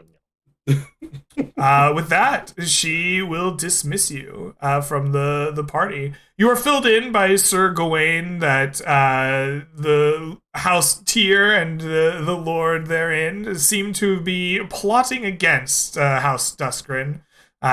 Some kind of coup attempt was in the works. Turns out the spy, Fern, had managed to uncover it and was returning to the Queen with the details of the plot in hand. And it is going to be your job to work with the knights to make sure that the entirety of House Tyr dies this day. And sure enough, you will storm the castle the next dawn. It is a minor noble in the islands of the nearby island chain to Shallow Rest. Not the BFM Isles, but the ones down here to the south of Shallow Rest. And in those isles, they find House Tyr, and the knights put swords to all of them. With your help along the way. At the end of it, you maybe feel a bit dirty, but you know that you have helped the Queen, and that you will be recognized for it. with that, I believe our session is at an end, as you have gone all the way to the shallow rest and returned the message, and the plot uncovered has been dealt with. So I am going to add up some experience points and some gold pieces, and then I will hand them out at the end. In the meantime, I'm going to turn the platform over to y'all so that you can give yourself some shout outs, tell people where you can be found on the internet or otherwise, and I'm going to have you take it away. Let's go in reverse camera order since we went in camera order the first time. So we'll start with Vessel. Give us any shout outs if you got them. Well, shout out to wives everywhere who hold the babies while dads are playing the games because we need them. We cannot be doing the D&Ds without them. Indeed. But you know, I'm managing, and you know, shout out to everybody. It was really great to play with Fizzle and Rumble and Corin. I never got to play with them yet, so this was really fun. Checking out new dynamics and new teams and stuff like that. Really cool. I am so sad we couldn't kill that Corin. That dude is rough. He's somehow stronger than me, which I don't believe. It's just insane. But yeah, dude. But other than that, Greg, great session once again. I'm glad I'm pushing through with the Duskwind and stuff. I didn't know what this mission entailed, but I like it's very different, like a little bit of a prologue into an actual story and covering things all in the span of 4 hours. It's like a movie. But yeah, so that was really cool. And shout out to everybody else who's watching. It's always fun to talk and chat, and you can always find me in the Discord every so often because I am there doing stuff randomly and helping out Dwarfy's name, helping out Queen Duskrin, trying to make friends and cutting down trees. It is my duty as Moji. But yeah, had a great time. Opportunity to cut a tree down, you passed on it, sir. On Because Earth Day. it wasn't a real tree. That tree didn't lie to me. You lied to me. Dare. Yeah, but that's it for me. Yeah. All right. Let's hand it over to Shadow. Go ahead and give us any shout outs if you got them. I'm Shadow, Scarlet Shadow on Twitch. You'll find me in the Discord as well. Thank you, everybody, for playing today on Dad's Day. Even Corin, Papa Corin, with his baby crossbows. He officially counts. He counts for sure. You'll find me streaming randomly with Dragon Warrior Randomizer stuff. We're in the middle of a training tournament, so I'm streaming at least once a week on the training tournament flags, helping teach people who are just starting the game, learning how to play, giving them advice, helping them out. You can also find me on Wednesdays on Apollo_Nick's channel as we play our Stars Without Number campaign with me, Andy, John Dungeon Master, Apollo, and Greg. And we are about to wrap up our current campaign in the next 1 to 2 weeks as we hit our finale and hit our stride. You can also see me probably next Thursday as I make my third attempt at a speed run of the original Dragon Warrior game in an attempt to get it under 6 hours, under 5:45 if I can, to possibly get onto the speedrun leaderboard. But it's a lot of RNG and a lot of luck and a really grinding run, so it'll be fun. But wish me luck. Awesome. Good luck with that for sure. One last thing, Greg. Yeah. When we finish our mission, we bring home a shredded, burned, and destroyed tabard of House Tyr to stick in the tavern. Absolutely. Yeah. Gotta have a souvenir. Gotta have a souvenir. Absolutely. Right, I'm done. Well, let's hand it over to Rumble Roar. Give us any shout outs if you got them. I'm Rumble Roar. I'm at that in chat link regularly-ish, doing random, usually roguelikes. I play some Soul Link every once in a while with Greg. We only have one run ever, and it's going great, right, Greg? We only are 1 seed deep. And yeah, only amazing. 1 seed. Definitely only 1 seed. God, it's the best first try you've ever seen. Definitely. Definitely no shenanigans there. But yeah, come check me out at some point. Greg, awesome. Boys, you were awesome. Happy Dad's Day. Corin, take us home. Indeed. Yep, I'm Coron. You can find me from time to time here, from time to time on Mega Mixer stream, doing his West March, and regularly on Fridays on Apollo_Nick in a game DM'd by John Dungeon Master.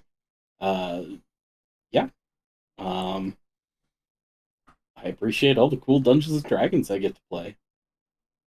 Very awesome. Very awesome. Well, let's head over to the end of our show here. I want each of you to take home 1,850 experience points each. 1,850. I also want you to take home 65 gold pieces each. 65 gold pieces each. Well, before we go on with that, Yeah. do I sell all my stuff now, or do I keep it and then? Oh, sure. You have the reputation requisite with the Whitewater Merchants Guild, right? Yes. Okay, perfect. All right. Yeah, I do. Let's figure out what you sell. So you have it sells back for half price. Yes. We Let us got find 6 longbows, 7 studded armor, 6 short swords. I don't know, 8 short swords, 1 light crossbow, and we're keeping a smoke ball of invisibility, I'm sure, and the assassin's poison. Yes, we will hand those out later. Let us find our prices here. So we need to find longbows. Oh god. They're 75 GP original, I believe. They're quite valuable. Longbow, I have listed. I see 50. I have it listed as 50. Oh. So 6 times 25 is going to be 150 gold pieces. Let's find short sword. 10. Those are 10. So 6 times 5 is going to be 30 gold pieces. And we have 6 sets of leather armor. Leather armor is also 10. 6 times 5 of that is going to be another 30 gold pieces. So altogether we have 180, 210. If we divide that 4 ways, we will get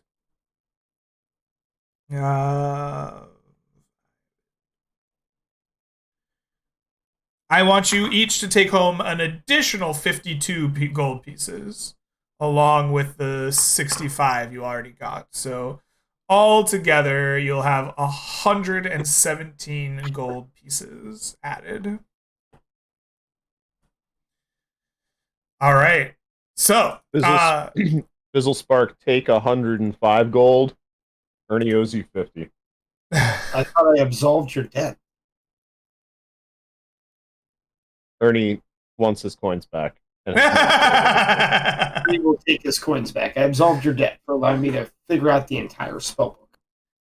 All right. I want you guys to also take home plus 10 reputation with the Queen of Duskrin and Shallow Rest. You can call it Shallow Rest if you want, or Queen Duskrin, either or.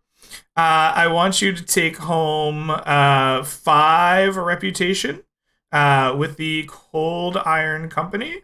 And I want you to reduce your reputation by 5 for the Midnight Consortium.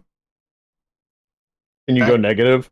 You can. Oh, yeah, They you killed can. their leaker. Come on. With that, we have some magic items to give out. We already know about the How much was assassin. How much was the reputation with the Queen of 10 for Shallow Rest, 5 for Cold Iron, and -5 for the Consortium. Thank you. All right. So we already know about the Assassin's Poison. This is going to be a poison that lasts for a minute. DC 15 save for half of 7d6 poison damage. We also know about the Smoke Ball of Invisibility. Single-use item will turn you invisible vis-a-vis the invisibility spell, but just you. There's also a Fine Dagger. This is the gemstone on the end of the dagger. Is a gemstone of spell storing. This particular gemstone will only hold up to a level 5 spell. But inside of it is currently a spell this fine dagger has a spell of greater invisibility inside of it.